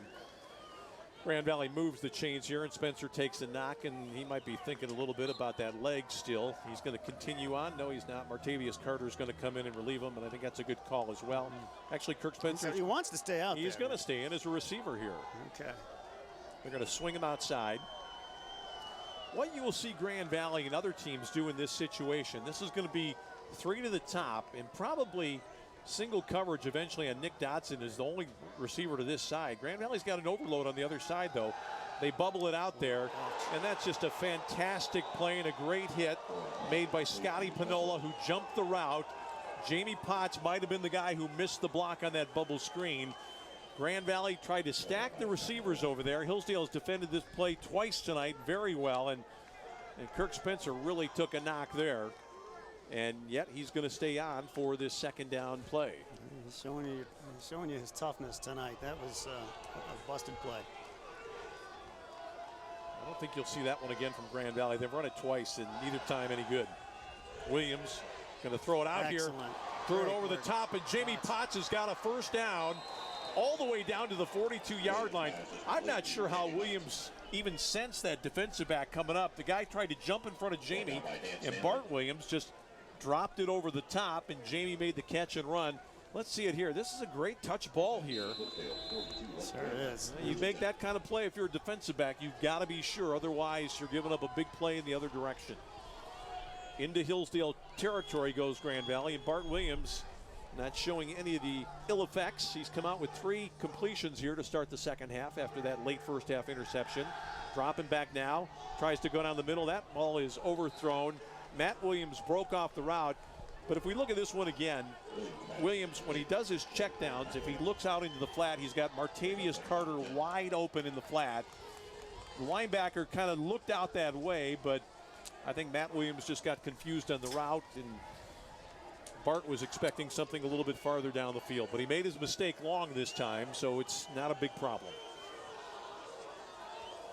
See if Grand Valley goes back to the ground game with Carter here. Oh, no, it's the quarterback. And he's not diving either. Not a very impressive slide, but a very impressive run. And that's what you have to do to keep a defense honest once in a while. The book on this guy is that he's never going to run. But on the read option, he looks like Jason Vanderlaan from Ferris. That's a little burst of speed there. That's impressive. It was a good, quick first step. Yeah.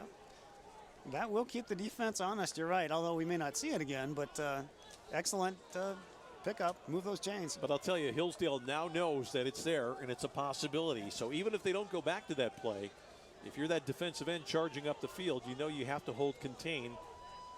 As Grand Valley goes back to Carter. Carter goes through the middle.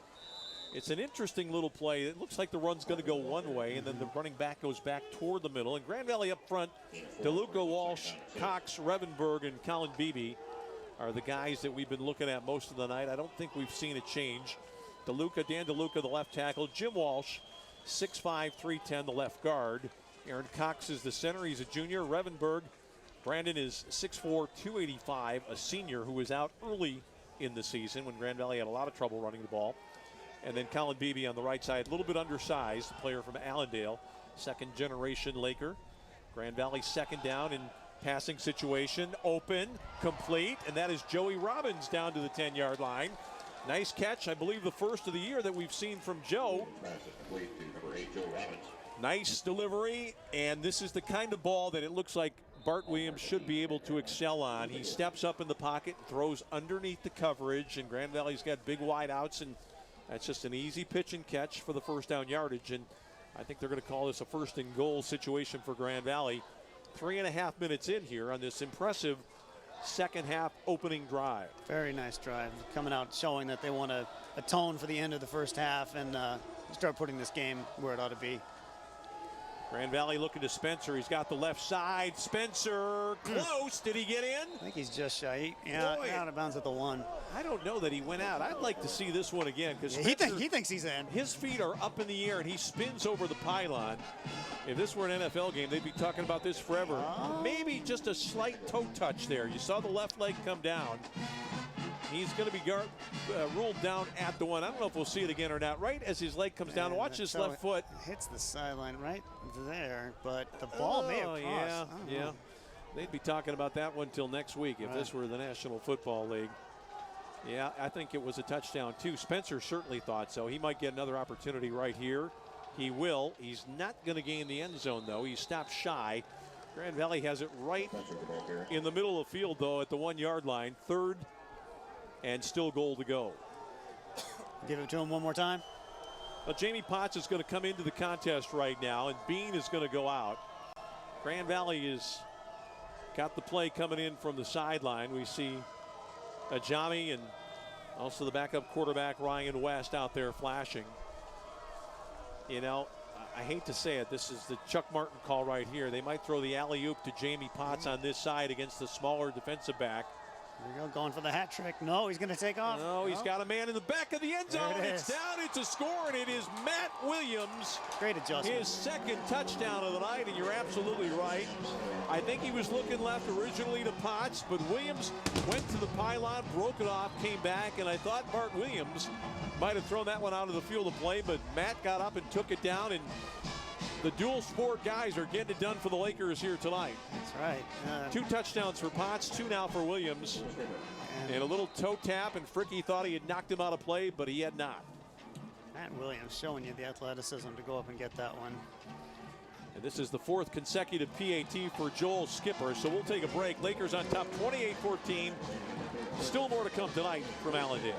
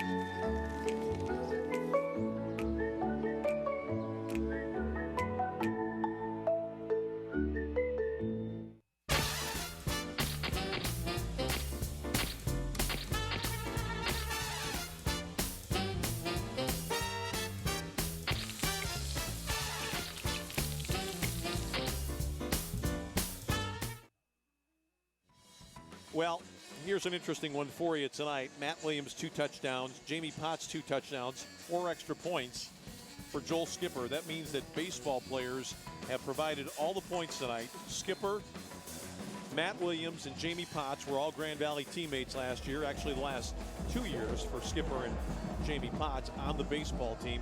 I'm guessing that hasn't happened at any other Division II games today, that all baseball players scoring all the points. This is the return here, and taken down is the guy that we've seen on returns tonight, Bennett Lewis, at about the 22-yard line. Here's the summary again, Tom, and we see Bart Williams. This is really where it gets going. Hillsdale tries to jump the route on Potts. He picks up a big first down. A little bit later, this is Bart Williams, his only real running attempt of the game. Tell you, some great decision making on this drive by Bart Williams. He's I think if anyone wanted to come out and have a big drive there, obviously it was him. That's a big throw right there on the run, high and wide. Receiver is the only one who's going to get it. This is again Grand Valley defending very well. Marquez Goldman coming up to make the stop, and also in there is Pugnier, the safety.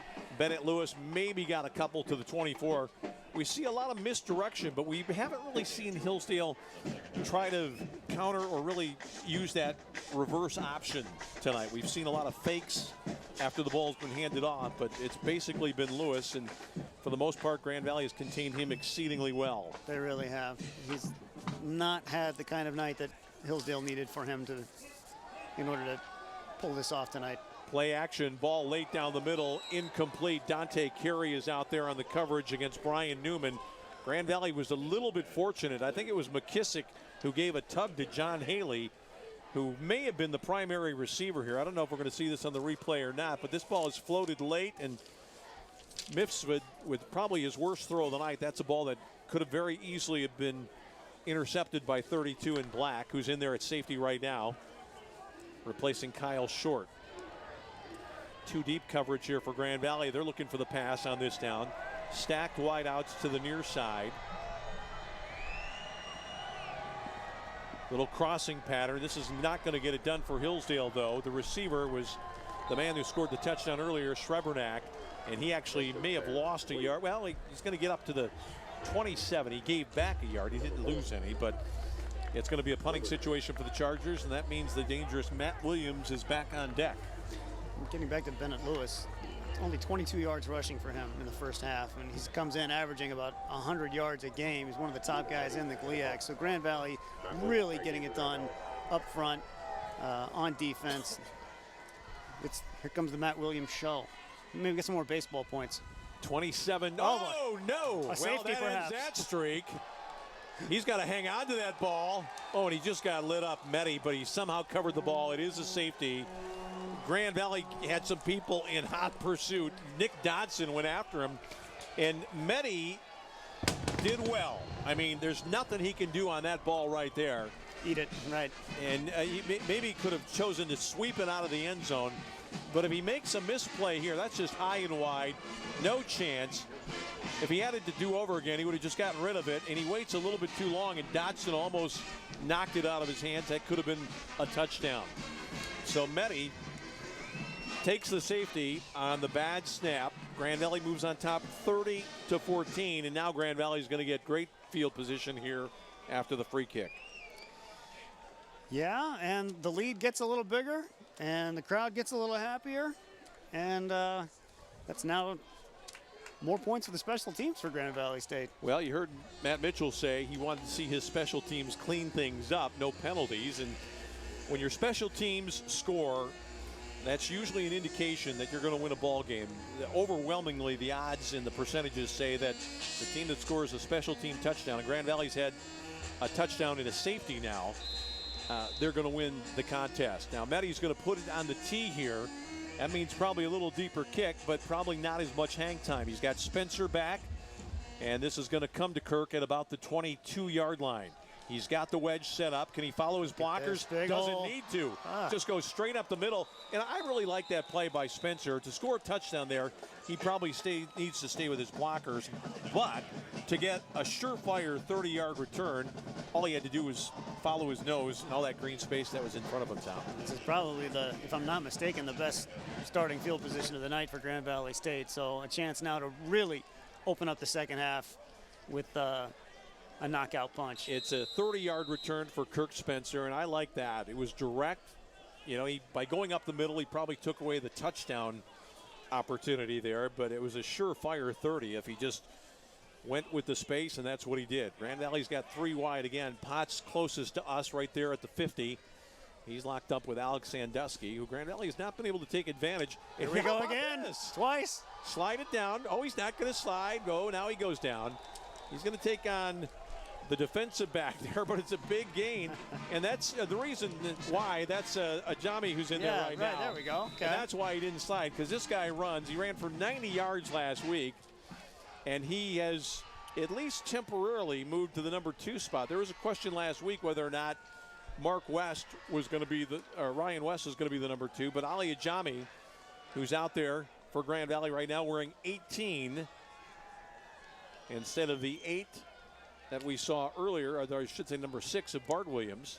Right. He's in there, and this kid can throw it some too, but I think they're going to probably keep it on the ground. Look at this. He's looking to go again. He's all the way down to the 24-yard line. Yeah. So this was obviously game planned by Grand Valley to get Ali into the ball game. Had a long, long score. Young man from the Detroit area, from Dearborn, and he is a tough, tough nut. And he's picked up a first down and a near first down in his first 2 carries. Really, Hillsdale's defense really on their heels now. Grand Valley looking to go for the knockout. Ali Ajami again. You know it's coming, and you still can't stop him. 3 straight. And kind of the Tebow look right now for Grand Valley. I don't think there's, I mean, if he threw a touchdown if he threw a pass right now, I got to believe a receiver would be wide open, because Hillsdale's got to be saying it's their second string guy. He's run 3 times. He's coming right down the pike at us. Let's make him do something else. Well, he looks very comfortable running the football, and this is a great drive. Ajami's got 3 wideouts again. Potts and Spencer to the near side. He's going to run it again, looking to throw. He gets hog-tied very nearly. That's what Grand Valley is complaining about. But he goes down. He was actually trying to throw that football, I think, from the get-go. He had Bean out there, and now Bart Williams comes in and Ajami goes out. So this maybe tips it a little bit for the Lakers. Matt Williams back in. Robbins goes out. I think Ali, had he been going to his favored right side, might have been able to get that pass off. Running left, though, he was not able to get square. And I think the young guy actually did the right thing in taking the sack there, as Grand Valley was in the red zone. Yeah, a lot of bad things could have happened. This is Bart Williams with Spencer. Potts to the near side. Williams looking the other way. He's got a man wide open, but his arm was hit as he threw the ball. Matt Williams was out there wide open. And now Grand Valley has got to dial something good up, because it's essentially almost a goal-to-go situation. 3rd and 17 from the 20. They can get a first down, but they've got to believe right here. They're in 4-down territory. And I think Grand Valley might play it a little bit safe here, Tom Clyde, because they've got a good kicker. They'd like to get some more points on the board here through Skipper. Make it a 3-score lead. Williams steps up with time, looking to go. Oh, he's got a man, Spencer. Not having it. You know, it was tough for Bart Williams. He's running to his left, and it was going to be a tough ball for Spencer to handle. If he just floated that one a touch, maybe they've got a chance. This is not going to be an easy field goal try for Skipper. The wind is swirling. They're going to put it down at the 27-yard line, making it a 37-yard field goal attempt. Spencer's mad at himself. I think Joel's got plenty of leg. It's just a question of the conditions right now. Matt Williams to hold. The kick is up from Skipper, and it's going to squeeze through. Well done, Joel Skipper. 5 out of 5 on field goal tries this year. As we take a break, Lakers on top, 33-14 on the Grand Valley Sports Network. What if a home phone could also be a smartphone? And what if that home phone could save you money on your home and wireless bill at the same time? With Xfinity Voice, you get amazing technology like readable voicemail on your smartphone, caller ID on your TV, and even text messaging, all for a low price. Start saving with unlimited nationwide talk and text and switch to Xfinity Voice for just $19.99 a month for 12 months. Call 1-800-XFINITY today. I'm almost done. Now you can pay your bill, manage your appointments, and check your connection status. Anytime, anywhere. Oh, so you're protesting? Okay. Introducing Xfinity My Account, available on any device. Right. Kickoff coming up here from Joel Skipper after his 5th consecutive field goal this season. He's been perfect in that regard. Lakers have missed one extra point. Ball at the 35. Lewis is the guy that Hillsdale would like to see handle this one. Fricky is back as well. It's a high, relatively short kick into the wind. Taken at the 13. It is Lewis.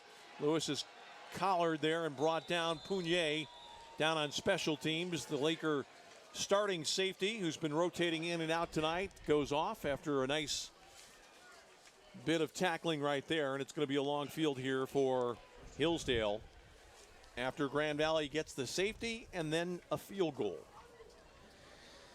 They are going to have to start throwing the ball a little more than they would probably like to, I would imagine. And we're going to see if they can work their way downfield through the air, because they don't have the luxury of using the ground game a lot. They're going to keep trying, but they're going to run out of time. Yeah, Grand Valley is going to make them do something different here pretty quickly. That was Joe Reverman on the carry, 24 in white.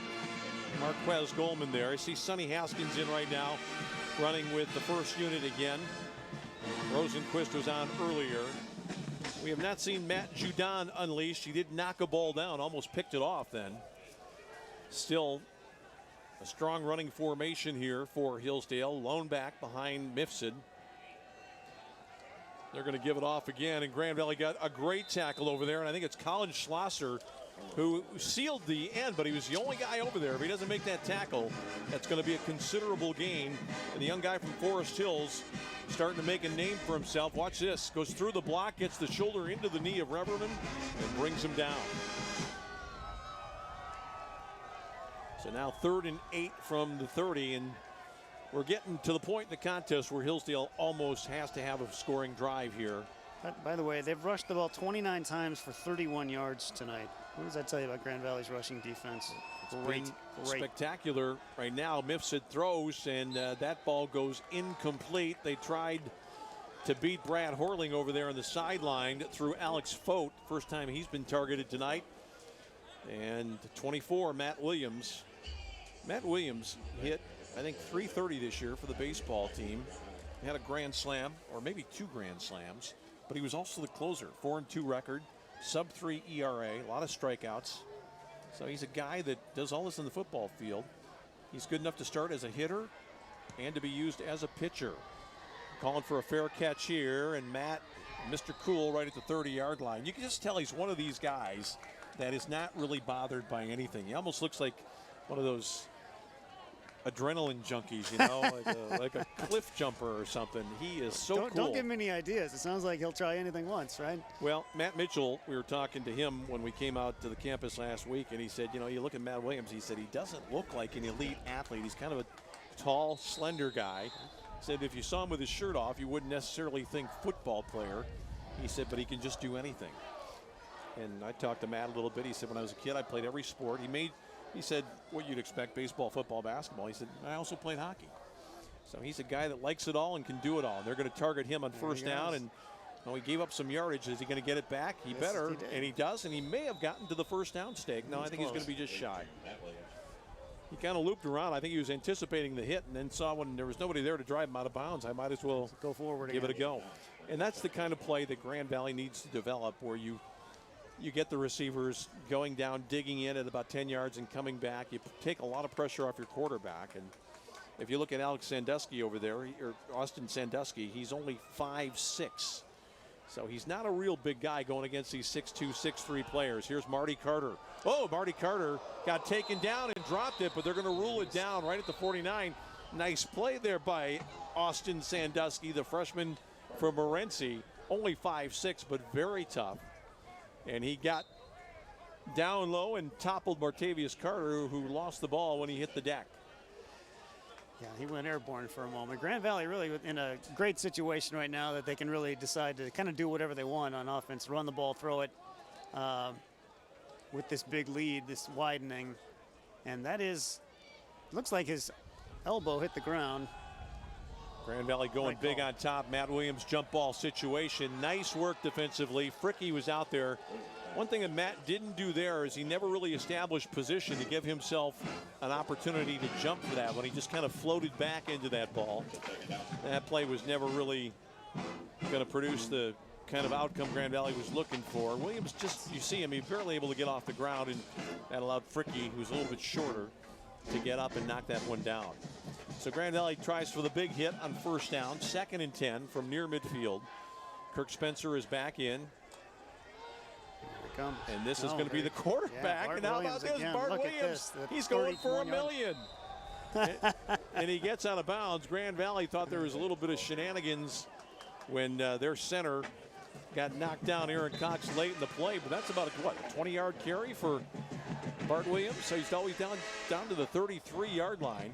Actually a little bit less than that. 1st and 10 for the Lakers. He has outrushed anybody from Hillsdale tonight, by the way. Well, it is intriguing because you know what Keith Otterbine's thinking right now. No way did I expect Bart Williams to be running the ball off a kind of a read option situation. Here's Marty Carter. He's got space. He's got room. He is not going to be tackled. I think Otterbine might have expected this once or twice. This is 33 yards of a scoring run for Martavius Carter, and the Lakers moving out to a lead of 39-14.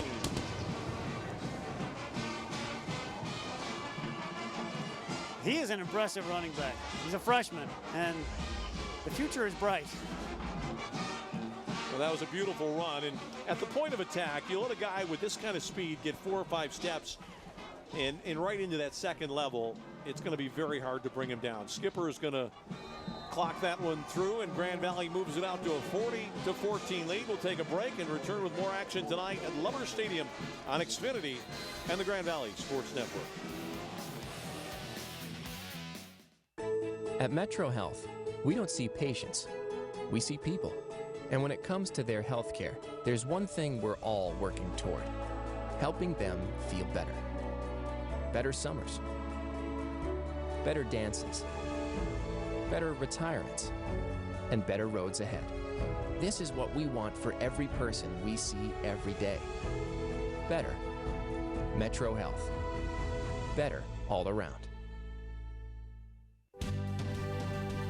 You learn something every single day at Grand Valley State University about who you are and who you can become, about where you've been and where you're going, about your goals and how to accomplish them. At the end of the day, you know what you want from life. Find it within yourself. Find it within Grand Valley State University. Skipper's got it on the tee at the 35. What a quarter it's been for the Lakers after that disappointment late in the first half, giving up the interception and score. Grand Valley has rolled out and scored 19 unanswered here in this period with still 2:22 left to play. Lewis is back deep with Fricky. This is a better kick from Skipper this time.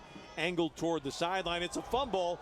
And ball is there to be got. In Grand Valley, did they keep it? I don't know if they ever got to it or not. Yep. Yes, they do. The Lakers get on the football and picking it up. Now there's going to be a discussion. I don't know that Grand Valley ever controlled that. It was Jalen Bryant who was on it. Does Grand Valley get the football? Oh, boy. Yes, they do. Yes, they do. They're not going to change it. This is so tough to call. And Lewis is never going to get there. Oh, boy. His legs may have been out of bounds. Man, I don't know. That's a game changer for Hillsdale, because if Grand Valley scores here, I mean, Grand Valley at 40 may have enough to win already. That was, well, it was a fortunate call for the Lakers. Let's be honest about it. I'm not saying it's the wrong call. I'm certainly not saying it's the right call. Well, great aggression by Grand Valley. They kept after it, and, well, sometimes you get the breaks. Spencer trying to get a block from his quarterback of all people. Makes a pretty good amount of yardage out of that one, which was a little bit of a broken play. He bumped Williams. I don't think that was part of the plan. And Valley picks up about 7 on first down. Here you see it again. I think what happened was Spencer may have stepped on the foot of Bart Williams, which is why it looked like a collision to me. I think he just lost his balance a little bit, because when he stepped, he didn't get all the way down to the turf. Kirk stays in there right now. Grand Valley's going to run the reverse. Oh, look here. We have Justice Wright, who got, after all of that, almost back to the line of scrimmage. Kind of an unusual call down near the goal line. Thought they would catch Hillsdale a little bit off balance there. Didn't happen, but boy, updated statistics. Marty Carter now 12.8 yards per carry in this game. Well, if you got a guy who can make 10 or 12 yards all year long, you should never lose a game. You just keep giving it to him, and it's a first down. And as long as he doesn't fumble, you're going to score every time. He is one for the future, though, no doubt about that. 3rd and goal for the Lakers. Ball at the 7. Potts is the inside receiver this time. Let's keep an eye on him. They're going to go down to the goal line. Well defended Erston Smith by Austin Sandusky. And that little guy out there, number 2, has done some pretty good work tonight. I'm surprised Grand Valley hasn't tried to lob him or just throw it up in the air. This is a back shoulder throw, and I think it's one of the better balls that Bart Williams has thrown tonight.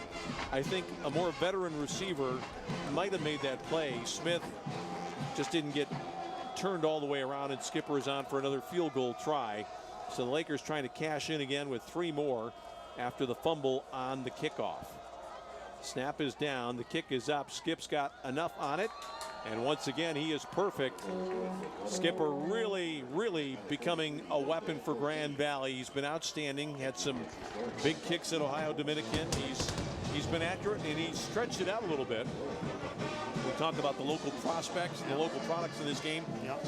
Joel Skipper was a many sport athlete at Christian High School, great soccer player, played baseball, and pretty much did it all. And I know his father, Jim, is keeping an eye on his exploits. Jim himself was a great college basketballer and now a Big Ten basketball official who still squeezes over here to watch his son play. Grand Rapids Christian win a state championship with an overtime field goal. You know, Matt Mitchell said the other day that he was not happy with his team's performance in the 3rd quarter, the first 3 games of this season, and that really changed last Saturday against Lake Erie. And I wonder what he's going to say about the 3rd quarter tonight. What are we, 22-0 here, I believe, in the last 14 minutes. This is, they've turned a close game into, well, almost a blowout here in the 3rd quarter. Well, Grand Valley's just got to see this one out now. They've got enough points to win. They've got to stay to their assignments, and pretty good coverage on the special teams there, but it's a nice run back by a guy who's really taken a thumping tonight, Bennett Lewis. A little bit slow getting up this time, but he's a tough one. He was injured early on. Remember, we saw he had the stinger on that one play, had to come out for the better part of a series, and he's limping off a little bit right now. So I don't think he's quite 100%, and could well be that his evening is just about over. It's been a rough night. 14 carries, 24 yards on the ground for a guy who's one of the top running backs in the conference. Let's see what Hillsdale is able to come up with here on first down. Hillsdale's going to give it off inside. And we should point out that for Hillsdale, Chance Stewart, the new quarterback, is in the game. He's a redshirt freshman, a big guy from Sturgis, 6 feet 5 inches tall. They've used a couple of different quarterbacks in limited roles, but now we see big number 8 in there, and he's a guy that looks like he should be with the offensive lineman. He's a large one. He is a big guy. Second down and 9. I think Hillsdale, well, they're going to give him a chance to throw. Grand Valley's got some pursuit out there. That's a great, not such a great play. I think I was going to say I thought that was Dante Carey over there, but I don't think it was. I think the guy instead that they are going to get here might be Khalil Hill, 36, and it was for a tug, not on the play right here to the ball, but actually before that. Got a little bit of shirt on Brian Newman. Holding. Defense 36. I think the rain has come back. It has indeed. A gentle rain, but I think Hillsdale can't wait for this third quarter to be over. Yeah, it has. You really thought that Hillsdale might take heart from what happened at the end of the first half, but Grand Valley just came and message delivered at halftime by Matt Mitchell and his staff, and we're down to the final 16 seconds. Pretty good play by Khalil Hill. He has been the least used of the backups in the secondary, but he's going to get a good run out here tonight. This could be a bubble screen again. They had stacked receivers. They're going to go out in the flat and wide open on a missed assignment. The reception. Is that Timmy Mills out there making the catch? It's a first down, a pickup on first down out to the 45-yard line. Second down and short. And that will be the end of the quarter. That will indeed, Tom, be the end of the third quarter of action. It's a huge quarter for the Lakers, as Tom Clyde mentioned. 22 for Grand Valley, nothing for the Chargers there. Still 15 to go. Stay with us for more tonight on the Grand Valley Sports Network. Dudes, been a couple of A-plus roommates. I hate to do this because you guys have been cool with everything. You're cool with my band. You're cool with that English accent phase, remember that? We're literally out to milk. And that theater troupe. Hey, could you give me a second, please? But State Farm's helped me be really smart with my money, and I got my own pet now. Oh, no big deal, Mom, Dad. My new place doesn't allow pets. Dylan's gonna have to stay here. One love, Pops. Start out right in life. With everything from renter's insurance to your first bank account, State Farm is there. My fathead king! My fathead king! Oh my gosh!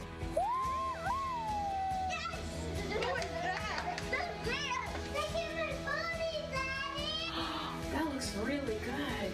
They look good? This is my fat head. I'm so excited for her. The goosebumps. Oh my gosh, that's awesome! Do you like it? I love it. Well, it has been a little cold. It has been a little windy. It has been rainy. But how'd you like to be at a game along the Atlantic seaboard tonight with the hurricane moving in? I would not. Little pitch outside here. Grand Valley's got it played well. Nice tackle by Pugnier. Wrapping up there on Ward Wood, the tailback from Goodrich, Michigan, a senior getting a chance here in the final period of action. It's kind of interesting when you see Pugnier and Short, these two sophomores, safeties, mind you, 6'3", 210, and Kyle Short, 6'3", 205. Those are large guys playing Division II football to be playing in the secondary. And Trey Walton and McKissick are not undersized corners for this level of football either, although McKissick probably could stand to put on a few more pounds. Quarterback rolling left, throws it out in the flat, too low, intended for Trey Brock, who came into the game with 8 catches tonight, has not had one this evening. Hillsdale will have to kick it away, and I think that if Grand Valley fields this punt, you'd have to say this one is pretty much over, except for the dig-in, and I would suspect that we'll also see Ali Ajimi and maybe even Ryan West, the backup quarterbacks, getting some time here tonight in the final period of action. But I see Ryan West has taken off the headset and he's starting to jog down a little bit. I don't know if he's looking for his hat or not, his helmet, but I suspect that he's going to have an opportunity. He's going to jump out into the huddle right now, but I think we're going to see pretty limited action for some of the Grand Valley starters here in the last 14 minutes of this one. Well, if we've seen the last of Jamie Potts tonight, and I don't know if we have, he's caught 4 balls tonight. He's passed Blake Smolin, if you're into this kind of thing, for 5th on the all-time receiving list at Grand Valley State, 135. Well, Blake Smolin, an important guy for another reason. He is the all-time total yardage leader for Grand Valley. He was a guy that had almost an equal amount of yardage from kick returns, receiving, and running. And Chuck Martin used to say when he first came to Grand Valley, we thought he'd make an ideal running back. Williams gives it off. It's a positive gain on first down. And Chuck Martin was not one to shy away from teasing his players. He said, for the first month of the season, I could hear Smolin crying on the sideline that he wanted to play offense. And they finally said, well, you might as well just go over there. You're not going to be much use to us over here.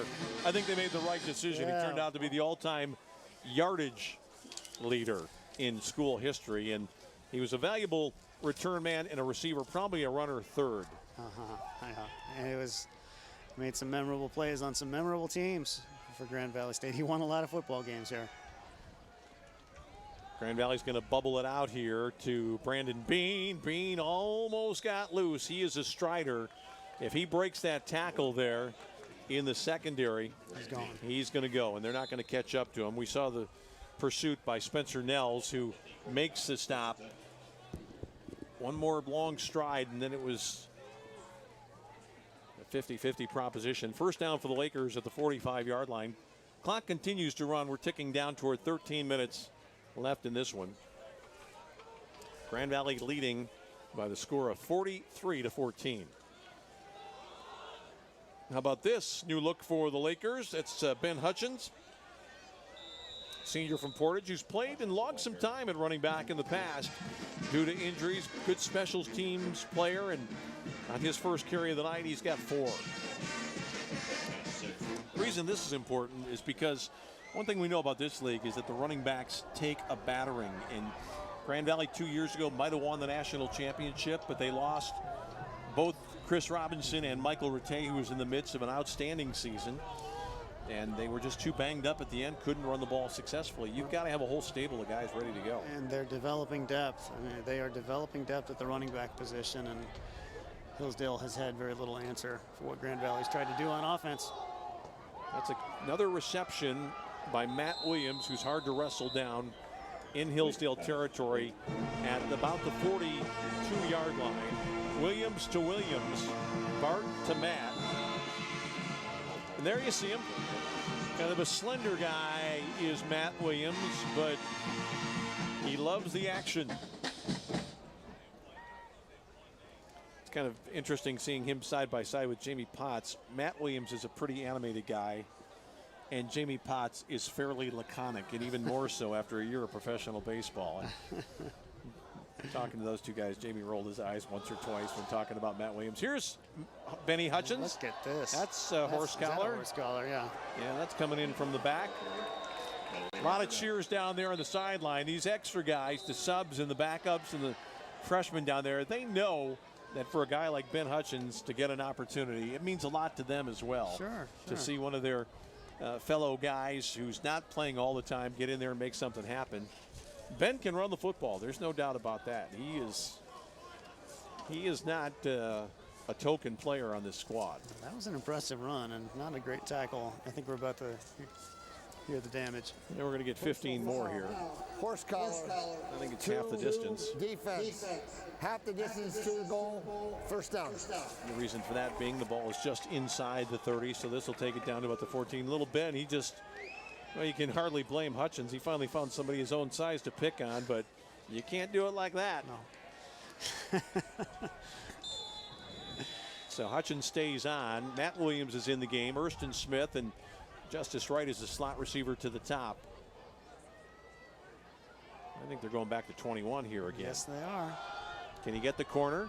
No, he can't. Well, he almost squirted through there, but it was a good hit over there for Hillsdale to bring down Hutchins, and we got away from the player over there. I think it might have been Scotty Pinola who I saw reach in and make the tackle there. Second down now for the Lakers. 11 minutes left, and boy, that is one hardy group of musicians. Kudos to the band over there in the rain, and they're not. Don't tell them the weather's bad tonight. I'll tell you, you can almost never come to this campus and not hear the band practicing, or some portion of the band practicing. Hutchins going up the middle. He's got positive yardage down near the 7-yard line. He's going to be just shy of a first down. Grand Valley's not going to be kicking anytime soon. Grand Valley would like to knock this one in right now, get to 50, make a statement. And as you pointed out, the defense has been very good. You really can't fault the defense in this one. It gave up one drive that was aided by a couple of miscues, and then a one-yard touchdown drive late in the first half after the interception. Hillsdale only 107 total yards of offense in this game. That is fantastic Grand Valley defense. Bart Williams may be changing here at the line of scrimmage. Play clock at 7. Oh boy, that didn't work, and Hillsdale's got to have the football, or did Bart get it back? I think he got it back. That's an amazing reach for Bart Williams with those long 6'5" arms that go along with that body. I don't see Skipper just yet. I think Matt Mitchell's inclined to go for it here. 4th and goal. You know, I don't think Keith Otterbein minds this either, because he's been on the other end of these things. I think Matt Mitchell, is he going to let the clock run down here and then maybe think about it, call a timeout? I think that's what the plan is right at the moment. He might just be waiting, and the ball's in perfect position for Skipper, the ball on the left hash mark.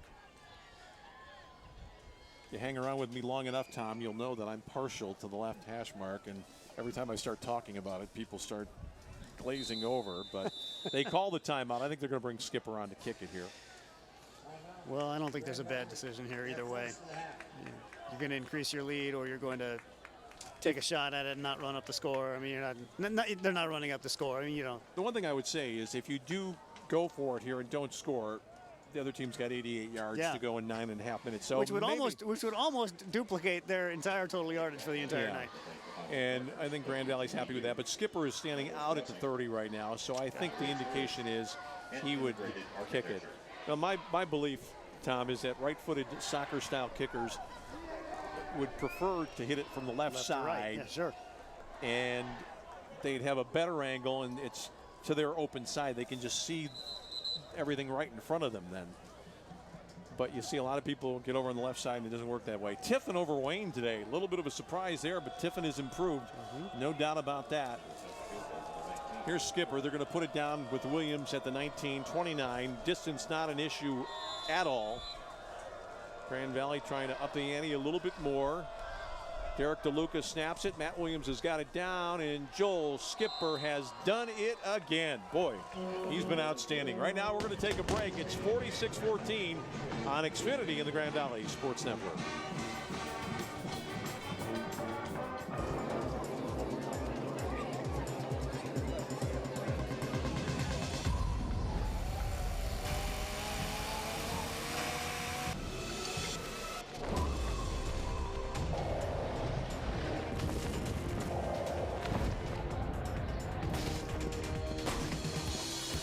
Refreshment calls, Coors Light answers. Anybody else? Frost brewed Coors Light, the world's most refreshing beer. How's it going? Nice to meet you guys. I have these 2 laptops. We're gonna each download a TV show. I'm gonna download it on Xfinity, and you guys are gonna download it with AT&T Uverse, and we're gonna see who goes faster. Go. Well, this is a no-brainer so far. How's AT&T doing? Struggling. I'm ready to go. We'll wait for you guys. Looks like we're gonna be waiting for a while. Don't let Uverse slow you down. Upgrade to an Xfinity X1 Triple Play from Comcast and save when you bundle. See for yourself. Call 1-800-XFINITY or visit Comcast.com today. All right. The irrepressible Joel Skipper has it on the tee, and if you're a Grand Valley fan, you'd probably be pleased to know that they've got 2 quarterbacks on the sideline warming up, and it looks like Ryan West is going to get his first Laker action of the year. Taking some practice snaps right now as Skipper runs up, hits this one high, relatively short. That's a little bit of a knuckler that's taken down around the 10-yard line and returned a short distance by Brian Newman out near the 20. Brian Newman returns the kick. And it'll be 1st and 10 for Keith Otterbein and the Chargers from that point on. You know, it's kind of sad we should make note of it. A lot of people have talked about it this year.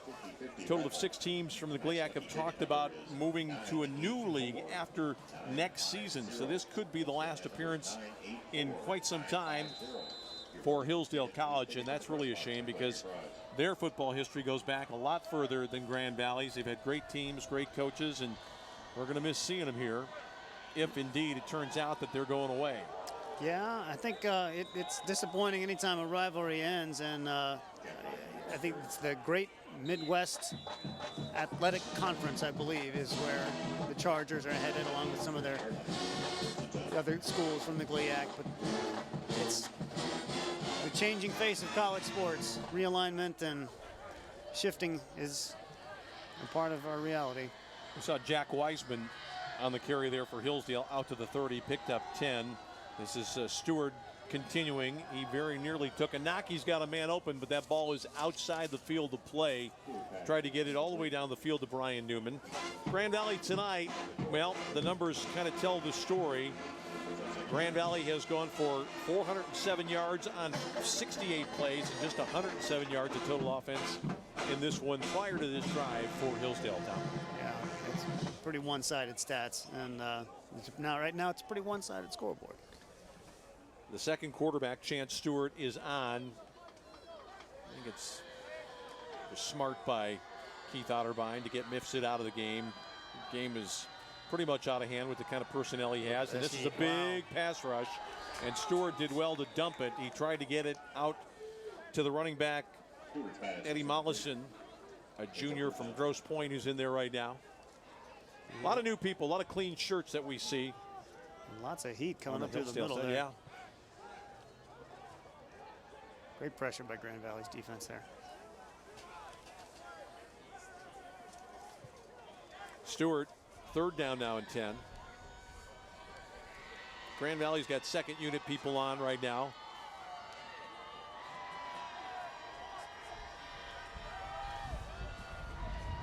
Stewart has got some room to roll. Is he going to try to run it? He is. He's going to, well, he got hit just as he went out of bounds. Grand Valley's got to be careful over there. One of the people that was in the area for Grand Valley was the defensive back, Nate Cole. And now Matt Williams trots back out onto the field. Hillsdale's going to kick it away. And tell you what, I think they ought to walk around and where's Tim Selgo? How about a free ticket to everybody who sticks around to the end of this one?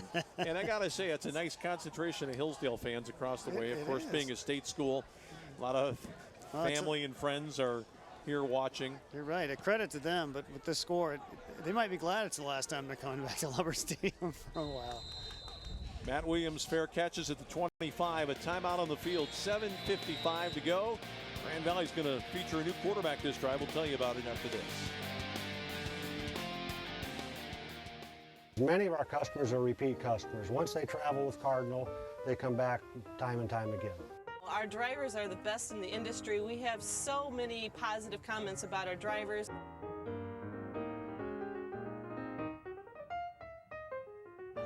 Cardinal Bus, 85 years of safe, reliable, worry-free transportation.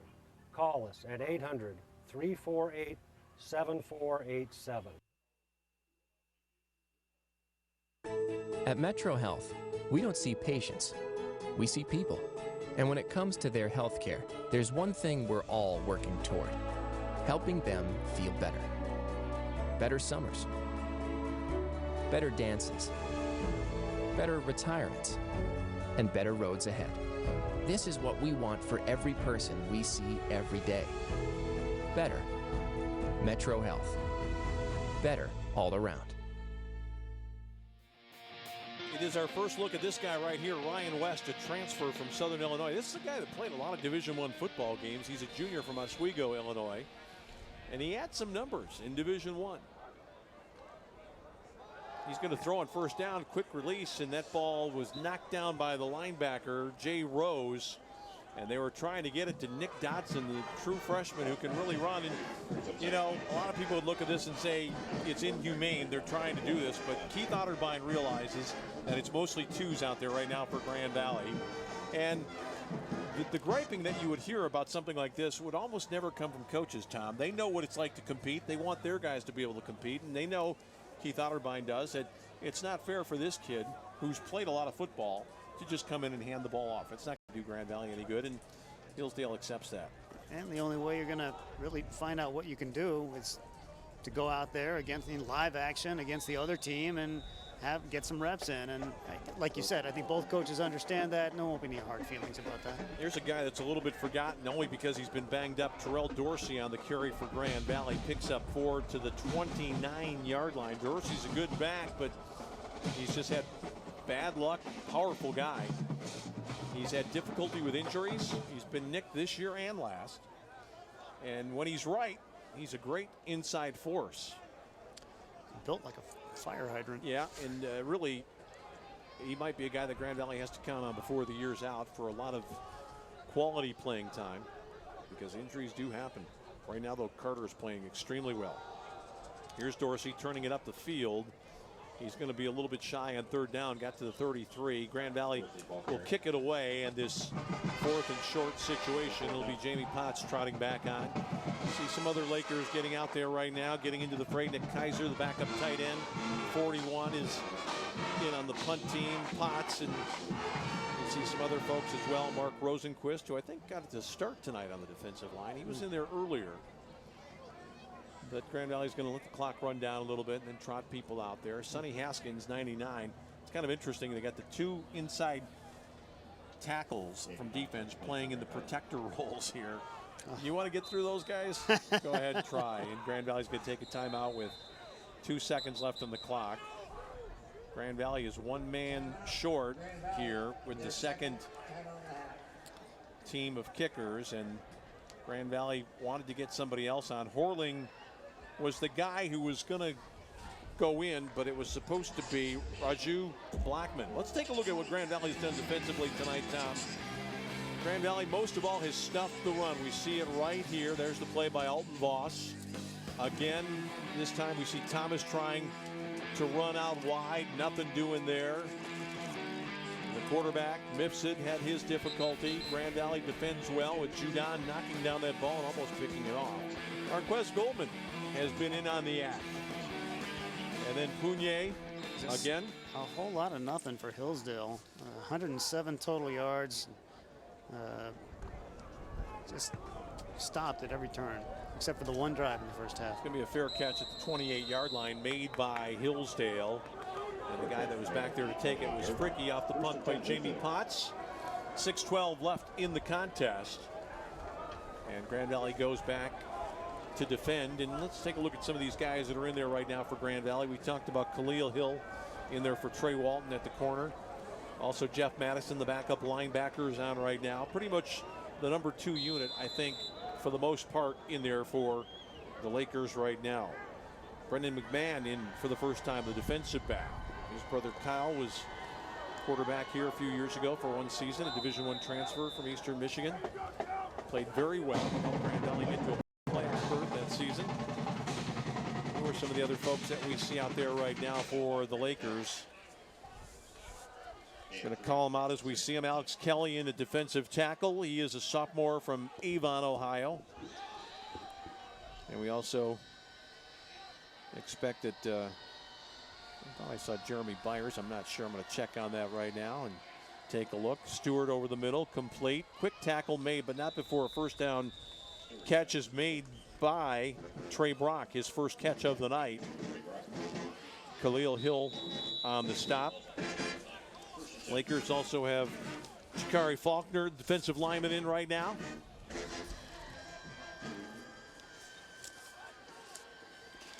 Hillsdale just going to take its time and try to put together a good drive, maybe have a learning experience here. Stewart, play action, crossing pattern. That ball is delivered in a little bit shy this time of the intended receiver. And that was Trey Brock. Again, similar pattern to what we just saw, this time the ball low. Well, Tom, give us some impressions of what you've seen here tonight at Grand Valley. Very, very impressed with Grand Valley, particularly on the defense. I mean, I think, you know, the only thing more impressive than Grand Valley's passing defense has been their rushing defense. They've really bottled up Hillsdale. They've left them with nothing to do. And obviously that huge third quarter from the Lakers put this game away. And look at this. I mean, just right at the point of attack. The Lakers are swarming all over them. It's really been like this most of the night. Well, Grand Valley getting some good work from the number 2s right now. We talked about Jakari Faulkner. He was in on the last tackle. Grand Valley also has in the contest right now, I think that is, well, I was going to say it was Christian Lumpkin, but I can't believe they'd be playing him on defense. I think that is, I'm going to check the number on that one. Lumpkin's the guy that we'd expect to see on the offensive side of the ball. 3rd down and long now for Hillsdale, down to 4.5 left in the contest. Grand Valley is going to move to 4-1. Stewart steps up in the pocket nicely, has a chance to run, throws late, but that ball is low. Intended out there for the receiver, Srebrenak. Dangerously close to being across the line. Yeah, just about. I think you could see that marker in front of him, though, Tom, when he was running toward the right boundary. And Matt Williams is back. He's counting up his teammates right now. Let's make sure there's 11. Jonathan Clark in at defensive back, the freshman from Detroit Renaissance. And the guy that I thought I saw earlier was actually Brandon Delk. Shout out to the crew. Here's Williams coming up to take this one. And that's Williams for you right there. He runs right into traffic. Never thought about letting that one drop. And coaches will talk about that, the bravery of the guy that can come up and make the fair catch on the short punt. That's probably going to get a lot of yardage once it hits the ground if you don't catch it. So Williams has gotten it all done here tonight. And everybody pretty much happy on the Grand Valley sideline. I do see that one of the people that is getting a little medical attention right now is Jacob Stutter. Now, he took a hard hit on a tackle a little bit earlier in this half. And there's some of our guys. I think that's James Baton's up there in the rain tonight on camera. Great shots tonight. Look at this. Look at this. Ryan West. Keep going, big fella. He runs for a boatload of yards there. That's going to be a 23-yard gain on 1st down. That read option from a guy that they probably didn't think was going to be able to do it. Well done by Ryan. This guy is not awed by what he's up against right now. He's played Division I football. And the story was that he was came out second best in the battle for the starting quarterback position, decided to go to a Division II school, be eligible right away. And I think the coaches have some confidence in him. There were a few eyebrows raised last week when Ajami came in, but it was a running situation. They brought in a running quarterback. This guy they probably think of as more of a thrower. That ball short hopped the receiver out here at the 40. That was intended for Erston Smith. Well, they have a couple of mobile backup quarterbacks. Leo Ajami, it was absolutely fantastic the 2 or 3 times in a row that he rushed the ball in the first half. There he is. Let's take a look down there. It's Nick Smith. Moving around, trying to stay warm. He's got his production assistant down there with him. Make sure he didn't trip over any wires. Those guys lug that stuff a long way during the course of a game. And that's why we have caterers, Tom, so that they are well taken care of. Ball at the 45 of Hillsdale. Low snap. Grand Valley going right up the middle. That's a nice pickup. Very nicely done for the Lakers. And that was Jalen Bryant, the guy they're counting on heavily. He's a freshman from Livonia. How about that presence of mind by Ryan West? Just picked it up pretty as you please and made the connection with the running back as well. Very natural looking. These guys look like they've been doing this all night. Yeah. Ryan West, not his first rodeo. I think that over the course, I don't have the stats in front of me right now. I think he played something like 15 ball games his first 2 years at Southern Illinois. And now he's in a position to help Grand Valley. Bryant stays in the ball game. He's got it now. He's got space. He hurdles over a couple, keeps it going down to the 25. And some of the loudest cheers that you're hearing tonight are from the backups and the young guys who know that these scout team players relish this opportunity. And a lot of smiles and happy finger pointing going down on the Grand Valley sideline right now. They are very pleased for their teammates getting have a little taste of success here. I thought my favorite play of the night was that kickoff return, if you will, by Joe Moran, the middle linebacker, when they tried to pooch it to him, thinking he was going to maybe drop it or fair catch it, and he said, lowering the shoulder. Bring it on. Ryan West in the shotgun. He's going to hand it off inside. That's a short gain for Grand Valley. Once again, carrying the ball for the Lakers, Jalen Bryant. 6 feet, 200 pounds, good speed. Who else does Grand Valley have in the contest right now? Some of the guys that we should talk about. Sean Charette is a great story. The sophomore from Lake Orion was a great high school quarterback. Kind of smallish, though, and was probably not going to be a quarterback at this level. Walked on, great squad player, and a great guy that's liked by everybody. Just the kind of player you'd like to have around. Grand Valley, a few years ago, had a kid named Mark Catlin from Lowell, who was a record-setting quarterback. Sure. Came to Grand Valley, became a return man, and also a receiver. Had a punt return for a touchdown in the playoffs during his final season. That was a big one. This is the quarterback, Ryan West. He's got some space. He's not ducking either. He's going down to the 15-yard line for a first down for the Lakers. They will move the chains as we get down to the final 90 seconds. You know, this group right here is probably only going to get 2 more snaps. So Ryan West is probably saying in the huddle as he talks to the guys, okay, this is it. This is our chance. We execute one time, we can knock one home. Lakers don't need any more points. They're going to run out big winners here tonight. And in a sporting fashion, Matt Mitchell just runs the clock down a little bit. This may not be the last play, but it might be the last play in which Grand Valley actually goes for it at all. Ryan West up under center, and he's just going to take a knee, and that's a sporting thing. And with that, the headsets come off. The two teams get ready to congregate at midfield. I think Grand Valley might have to snap it one more time, and they will do so in a similar fashion. They might just get them up to the line right now and have them do it and be done with it. They're going to follow up a 42-point win with a 32-point win. And obviously, the Lakers are in mid-season form right now. This is going to be the victory formation again, pretty much, sort of a modified. One knee for Ryan West, and that will do it. So Grand Valley comes back after a big mistake made at the end of the first half and really rolls in the second half. They keep the Chargers off the scoreboard.